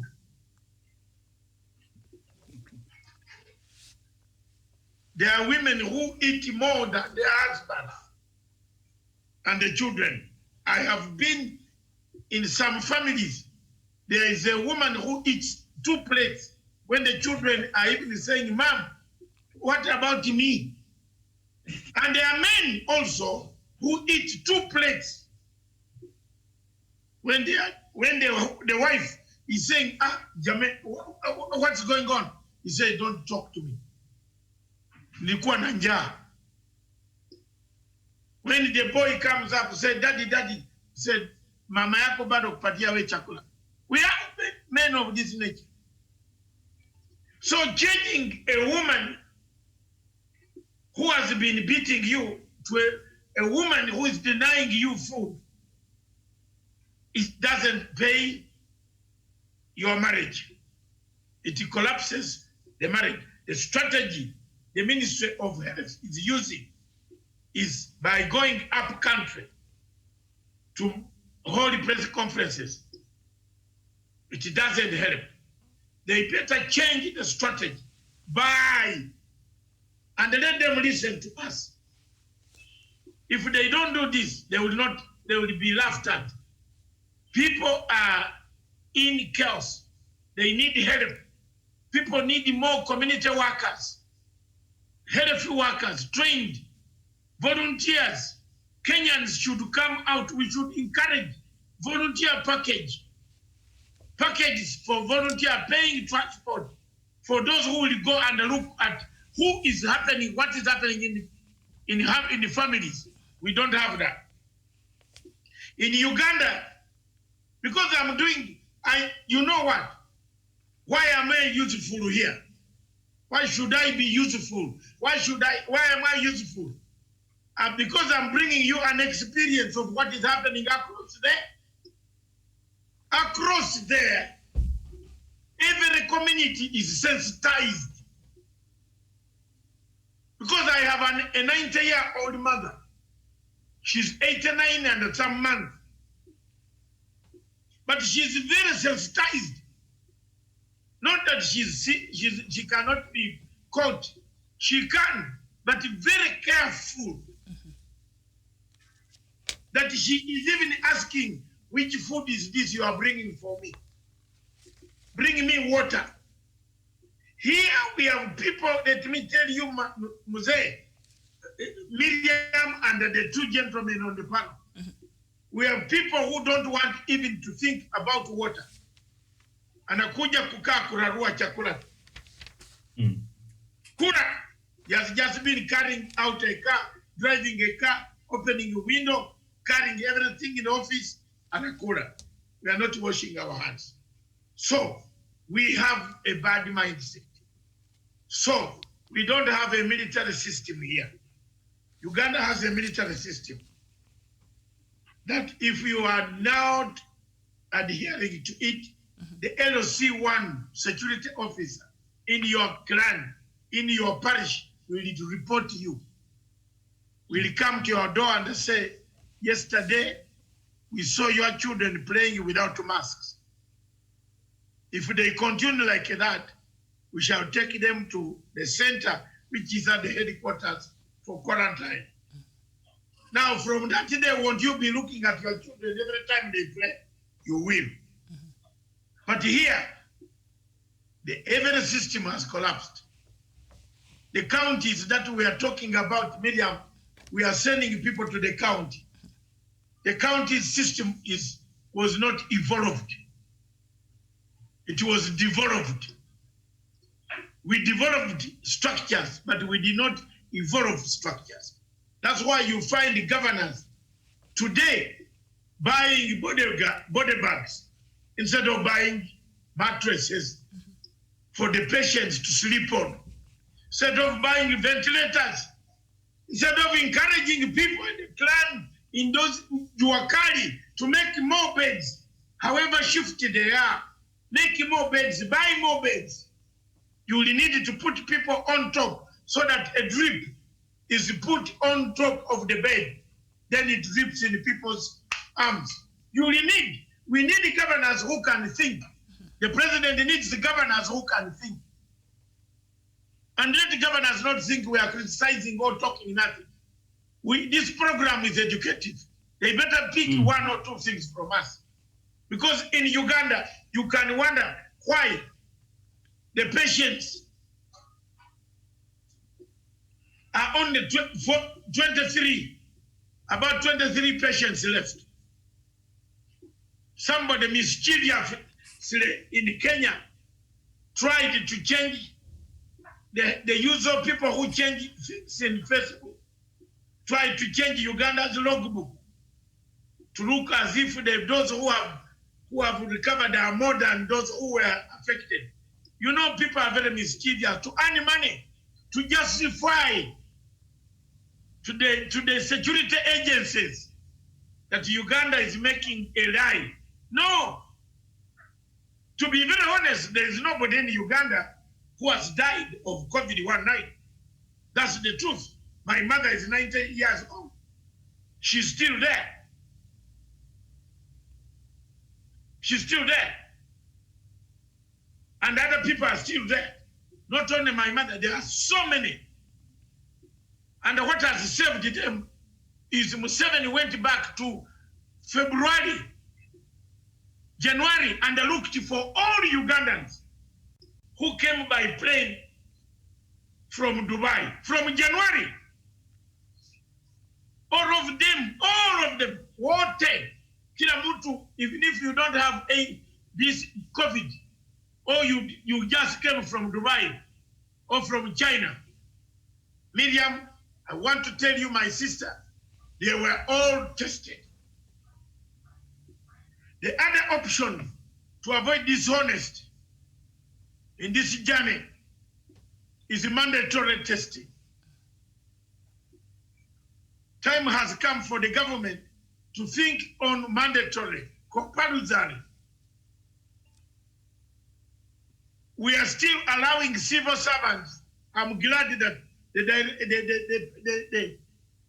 the head of civil service yesterday directed that all people work from different places. If we go the way we are going, the people who are spreading this disease are the elite.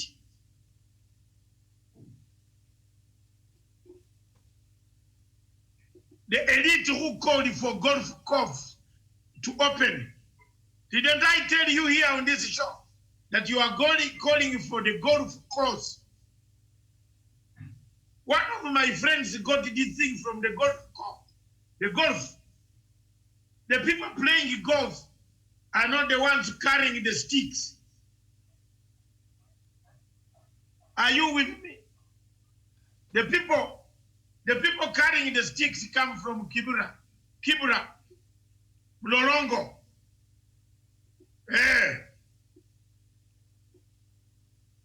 And these guys go, oh, I'm going to play golf. Anaweka na kofia. Hiyo kitu mimi siendi. Kitu hiyo naenda pale moja. And the first time I get out of my car, naangalia hoteli, namna step. Each step I'm stepping. I'll tell you, Miriam, to ask my man who shuffled, my driver, will he tell you? Nasema we, angalia mbele kwanza. Tunaangalia instructions. The hotel, their instructions, follow here, stand here, lift. Only one person. Kwanza niende juu, aende juu ndio mimi niende. Tuwezi kukaa pamoja. Unafika huko kwa inside the swimming pool. 2 or 1. Because that thing is not in the swimming pool. It fears water. You know what is in that water? That chlorine, chlorophyll, what is that chloride? It is there. And it is slippery for it to handle. Then you go. It is now in these handles of running. People want to run to show that they are just lying to their wives that they are running in the gym. They have gone to do something else. Lies. They are somewhere else. I speak the truth now. There is no running in that place, in that hotel, Kempinski. You run on one machine, which has already been done what? Not many. Then you go inside. These are the things we should try to emphasize. But now, everybody has become dishonest. The money is gone. Professor Gerard, you are looking for money, it is gone. I saw it long time ago. You told me, Mutahi Kagwe has not told us who are these kids. He knows them. Why is he not telling us? Tushikane na hawa, mkono kwa mkono, bega kwa bega. To expose them. Nobody is telling us to expose the thieves. What wrong have we done? So, Miriam, I sent you a link. Open up for other people to, as we close down, because the topic which I wanted to touch needs tomorrow, probably. Sakaja has been fined 15,000 shillings. You see, breaking news. He has been fined 15,000 shillings and he has been told to go. He's pointing fingers at people. You know, and believe me or not, tomorrow is going to be found again doing the same. 15,000 shillings fined. But fining is a conviction.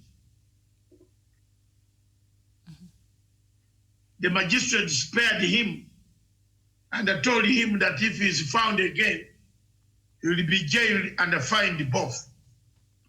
He has been given a conditional release. So that is the news. We keep this other story until the numbers are okay, Miriam. I don't know, but we don't have time.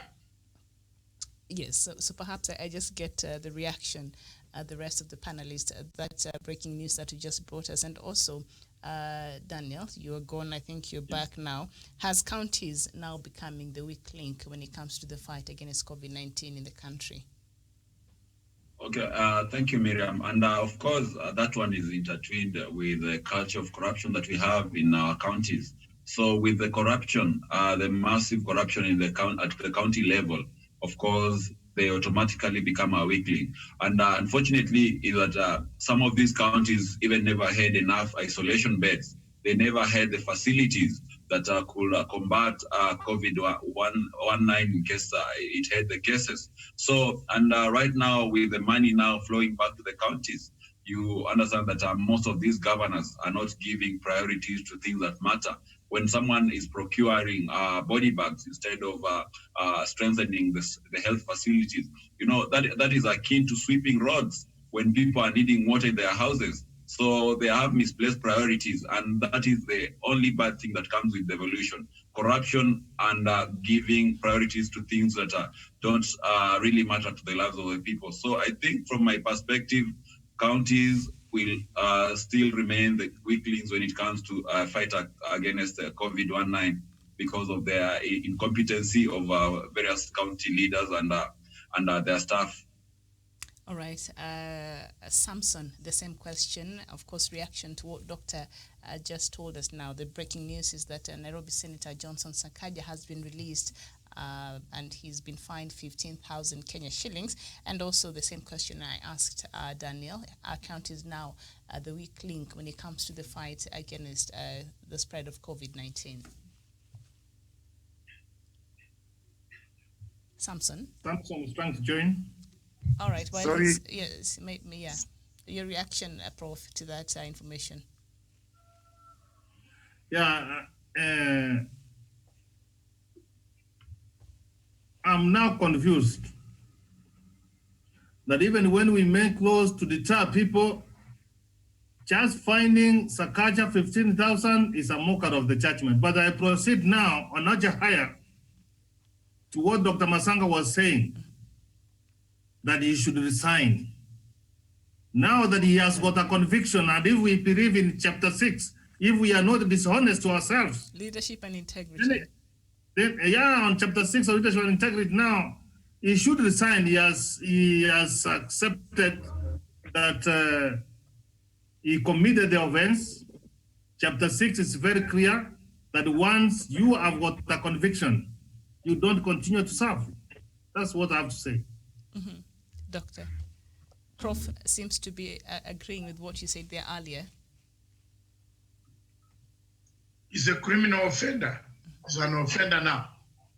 He has registered a criminal offense. And the court, can I read for you what the court said? Yes. Because I'm very good at getting these things. You get my point. I'm an expert. Every position I have people positioned there. And it says, sorry, here it is.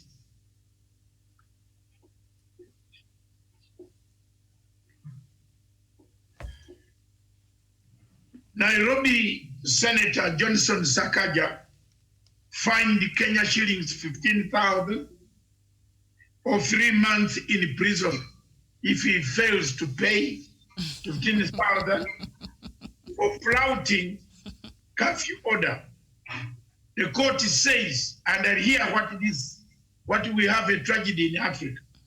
The court says he is the first offender.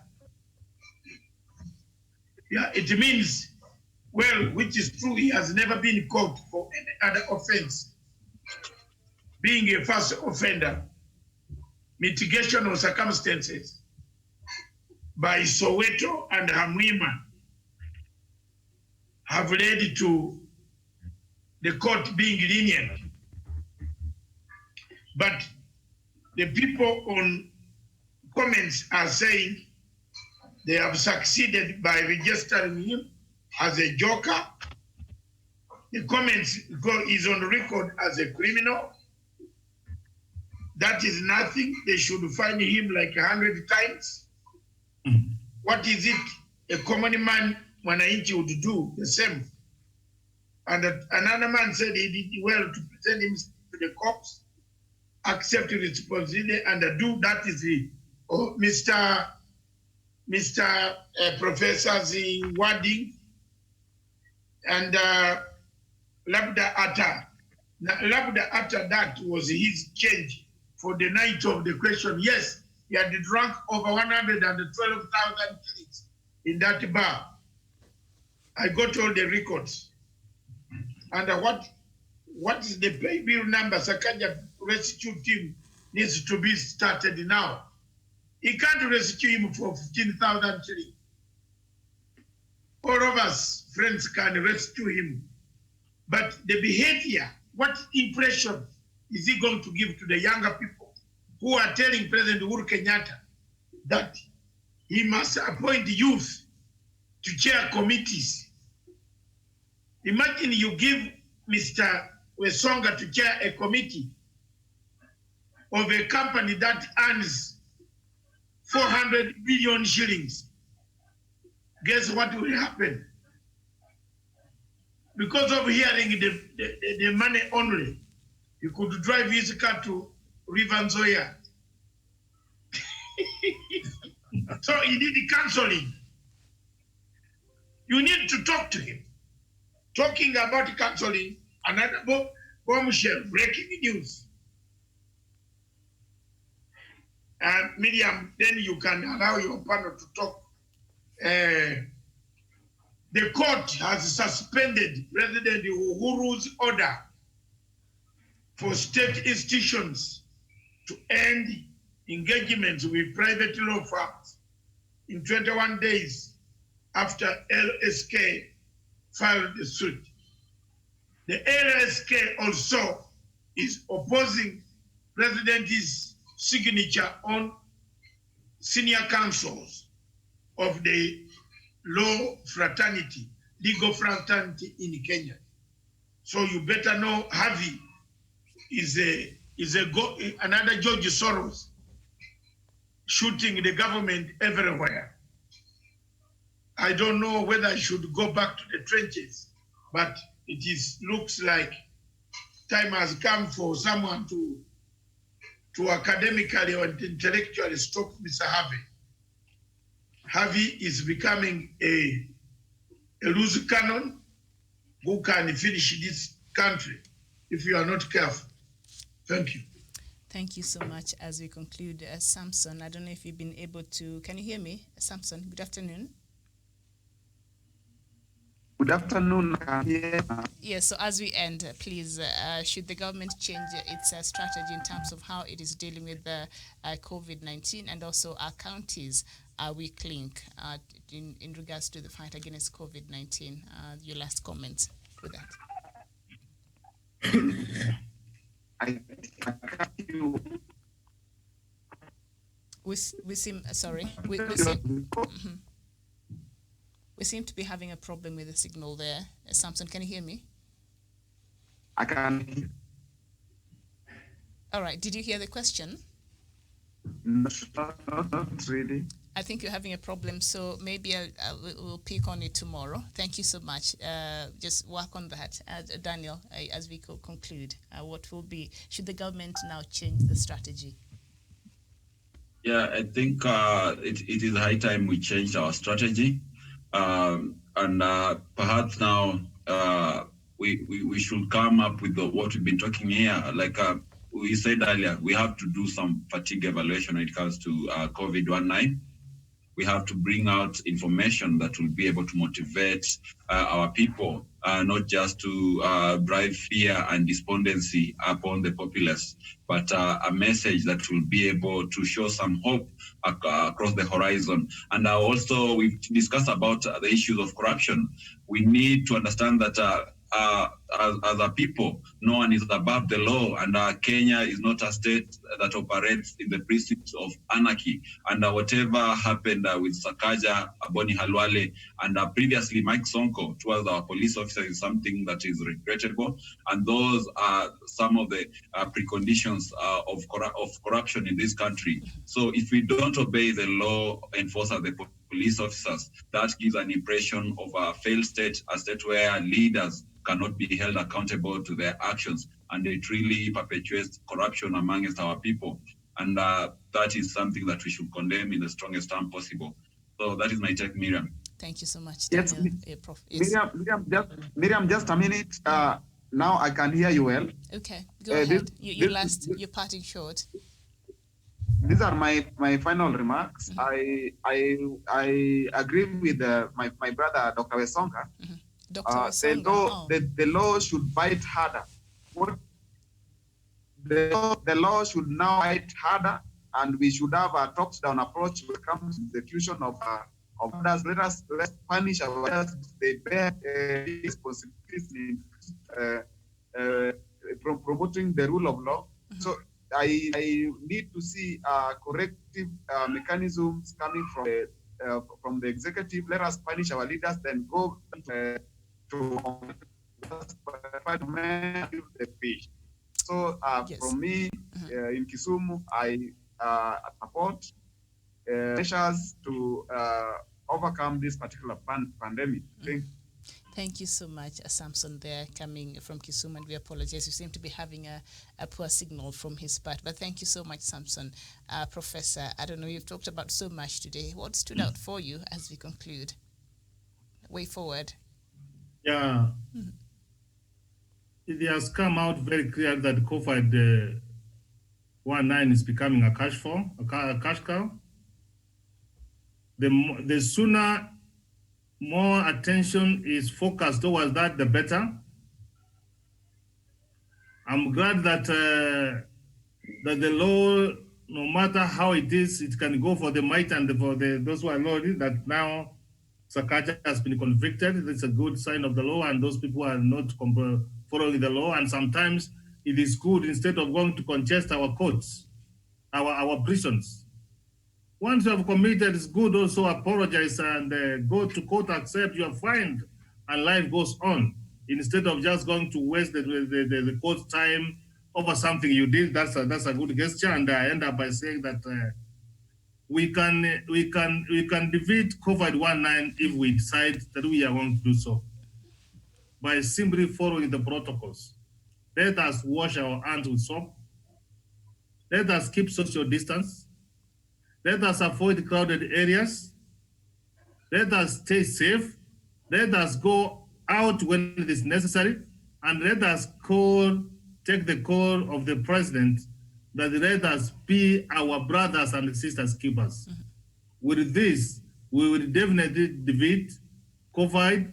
Mm-hmm. And it is a shame for our governors, our leaders, missing the priority of buying beds and buying equipment for the doctors, merely to go and buy coffins and cemetery. This one does not air well. And a message to the governor of Kisii County. I am a strong environmentalist. He has already hived 120 hectares of the forest, Nyangweta forest, to build a sugar factory. And you have even had he's buying 13 acres at Nyatieko for the cemetery. He should take it you can joke with all other things. Don't joke with the people's life, and don't joke with the environment. If you want to build a factory, don't go to the forest. And the people coming from Nyangweta forest, South Mugrango, rise up and say no. Mm-hmm. Should you accept that factory, 5 years from today, the effects of climate change, you will have no water, you will not have fresh air to breathe, and you will start crying. Thank you. Very well said there, Professor Nyari. Thank you so much. Doctor, I'll take it home for us. Land this plane. What stood out for you today? A lot we've talked about. Thank you very much, the panel. Thank you very much, Miriam from Nairobi, and the panel from Nairobi, Kenya. Thank you, all of you from Kisumu. Thank you. And I want to take this opportunity to thank the professor for the spirit of conflict resolution management, of having accepted that it is historical. It's very difficult in Africa for one to come up and say, I'm sorry. The word sorry in conflict resolution means quite a lot. But after saying sorry, you don't put a but. When you say sorry, you say sorry. When we are dealing with conflicts, which Professor has dealt with, I've practically dealt with a conflict, which has ended with no tears, but with joy. People said sorry.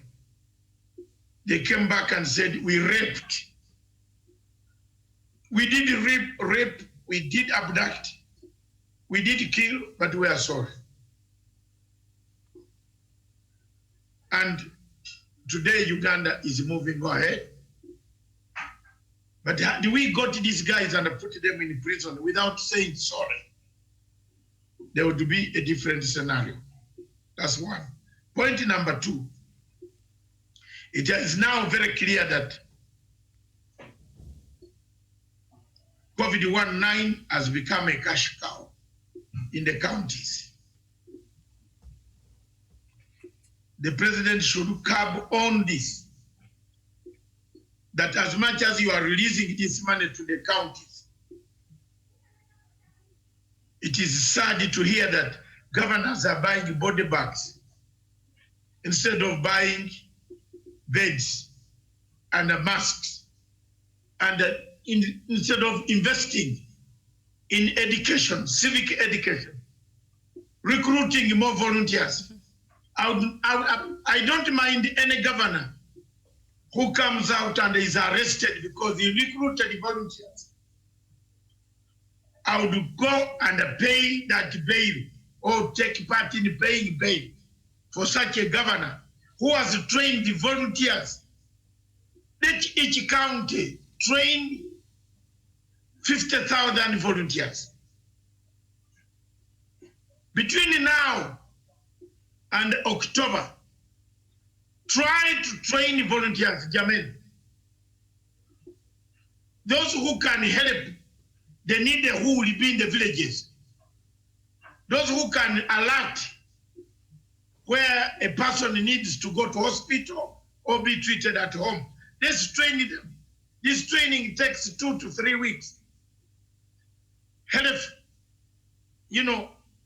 regulations. A few tips on health regulations. Let's train them.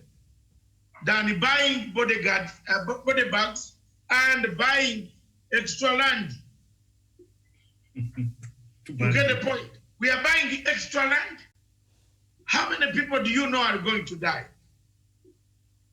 You are buying coffins. How many people do you know? Are you telling them that you already know they will die? There are some actions. Honestly speaking, there are some actions that are very disturbing. Some are good, some are bad. The dishonesty comes also with the leaders who are conducting political rallies at this moment. We talked about Sakaja and others, but there are so many Sakajas who have not been caught. Let the government watch out. Get these people who drink in estates. Get those who have turned eateries into bars. Because the government allowed the restaurants, but they have been turned into liquor centers or alcohol centers.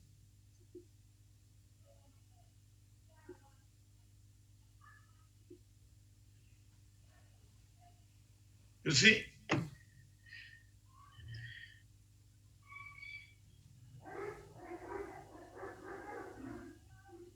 As we speak, finally, for me,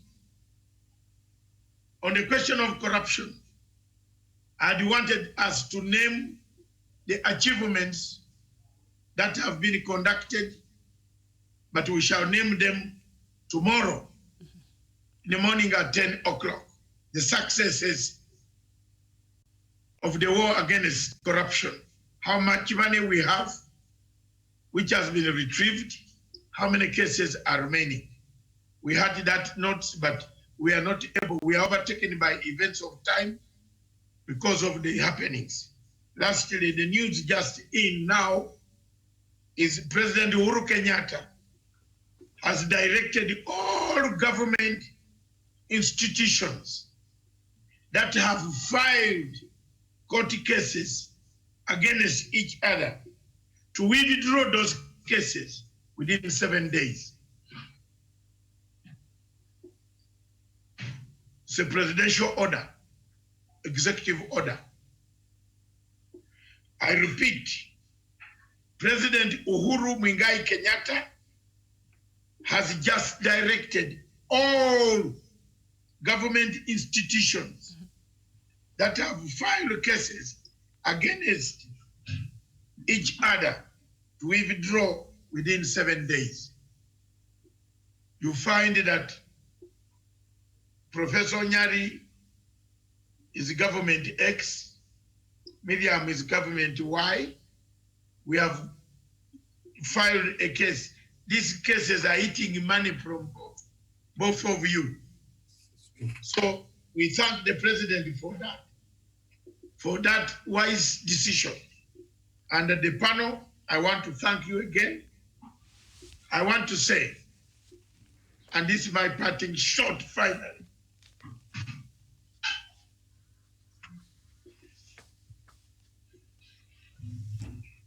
Sakaja's release with 15,000 shillings is the beginning of the journey towards more crime. And I'm telling you, it is not going to be the end of it. You are going to see him caught again. So I am not pleased with the sentence. The sentence does not give condition. It should have been conditional, that you are released by paying a fine of 15,000 shillings. And I believe the DPP will appeal today. Yes, you can't go to British court and say, are you guilty or not guilty? Guilty, maximum. The judge will give you the maximum. You will make appeal later there. Hapa, huyu mjamaa could have fungered this guy. To me, Sakaja now needs counseling. We are going to go free some counseling. Yes, there's something what has triggered Sakaja to behave the way he is. Now he needs counseling to cool down, avoid those places, buy a drink and a drink like some of us are drinking lonely, looking at the wall. There are some people who are drinking nice cocktails, but they look at other people. Some of us drink looking at the wall. You have nobody to talk to. So, Mr. Professor Nyari, Miriam, and the rest, at least my son is Samson and Daniel. Usually when they are drinking their Jack Daniels, they display them, but they forget that as they are taking pictures, there is another phone on this other side that they leave on the table. So I have two phones. no. There's a phone. The current picture that came out, there was a bag. So this is exactly the life. When you are, I want to also caution so many people like Harwale, like the DP who want pictures. You know the picture 2 weeks ago brought us a problem of Joho going to Dubai. There was a picture of a bag. You have said you have hidden everything. Then all of a sudden, something very strange happened. In the criminology, we say you must leave some stresses. No, you must leave. That's what it is said in the mafia language, that when you plan to kill, you must always leave space for tears. Have you got it, Miriam? That when you plan to kill somebody else, always leave space for your own tears.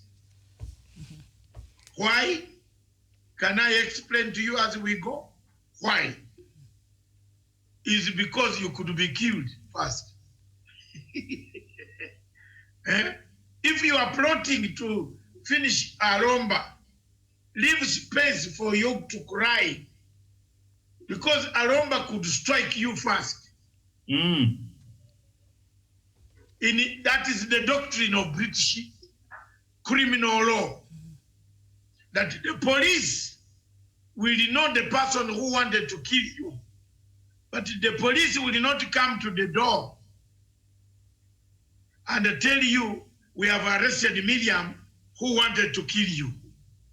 They will tell you, we are still doing investigations. Yet the person who wanted to kill you is in custody. Do you know why they don't tell you? In criminology in Britain, is that if they tell you, you could go and finish that person before the court proceedings finishes. So they don't tell you. But here, a policeman asks you, you are in custody, he said, no, we have arrested Onyari. So you now send your mafia people to go and finish Onyari's relative before or wife. So that is what happens. But all in all, I want to thank you. Our topic tomorrow stands the successes under the legacy of corruption cases. The successes of EACC for the last 5 years. How much has it done? Thank you very much. Thank you all. Thank you very, very much on this auspicious day. A day like this one in history.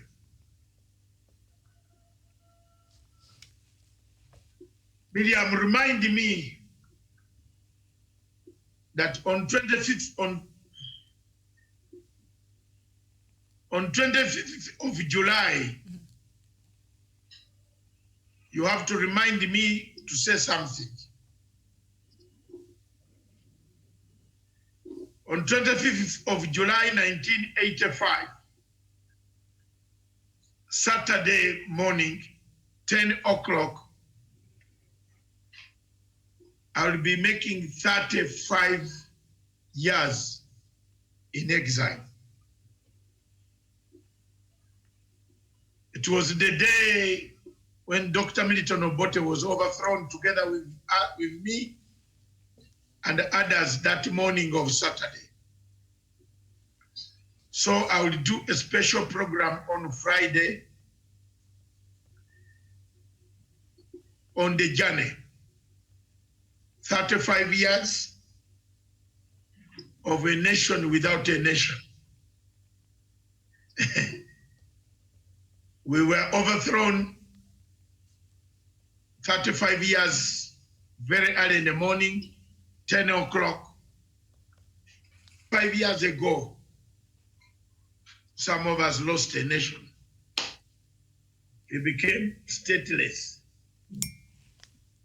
And I'm glad we are here. It's a long time. I did not know how to make it. It's historical. It's historical in the sense it gives me the reflection. So I will give an open lecture on Friday instead of the normal programs. I will ask all of you to invite a friend to listen to the lecture of 1 hour and 45 minutes. And then you can ask questions as participants. The role of the experience, and it is going to be advertised. Everybody outside, people will join in media. It's also part of advertising our television worldwide. What are the effects of changes? We see so many military coups at the doorsteps. We see Malawi. We see Zimbabwe. They have now zeroed on Zimbabwe. The Americans themselves physically, they have come to kidnap people. Then they say it is the government. So what does it teach you? So we shall have that open lecture on Friday. The role of corruption. We are not, it's not my, I will be giving my perspective, Miriam. But we shall bring in, of course, what has changed in Uganda today, which was not there before. I think those who want to learn history of Uganda and how Uganda came to have one leader for 35 years will be interested to hear, to listen to this. Why is the man going to win an election by 12 midday? You know, I don't know why Ugandans are going to why are they doing elections? The man has already won. It's finished. So thank you very much, Miriam. I want to thank you very much, Madam. We look forward to the diaspora dispatches at 3. Hopefully, the situation of the internet would have improved so much. But thank you very much. Tomorrow, we do that one, and we shall do it thoroughly with my professor. Today, we are in the same subject, but we know each doctor has got a medical prescription to a patient. His is that he has said, sorry, forget me. I wanted a higher punishment. After he uttered those words, I wanted to take him down. Yes, you can't threaten the police. No way. Yeah. But I thank you very much, sir. God bless you. Amen. Yeah. All right. Thank you so much, Doctor, and thank you, Professor. Thank you, Daniel, and thank you, Samson. Our viewers, thank you so much for watching. Let's meet here at 3 p.m. East African time for Diaspora Dispatches, where we get to look at the news-making headlines across other countries in Africa. Good afternoon.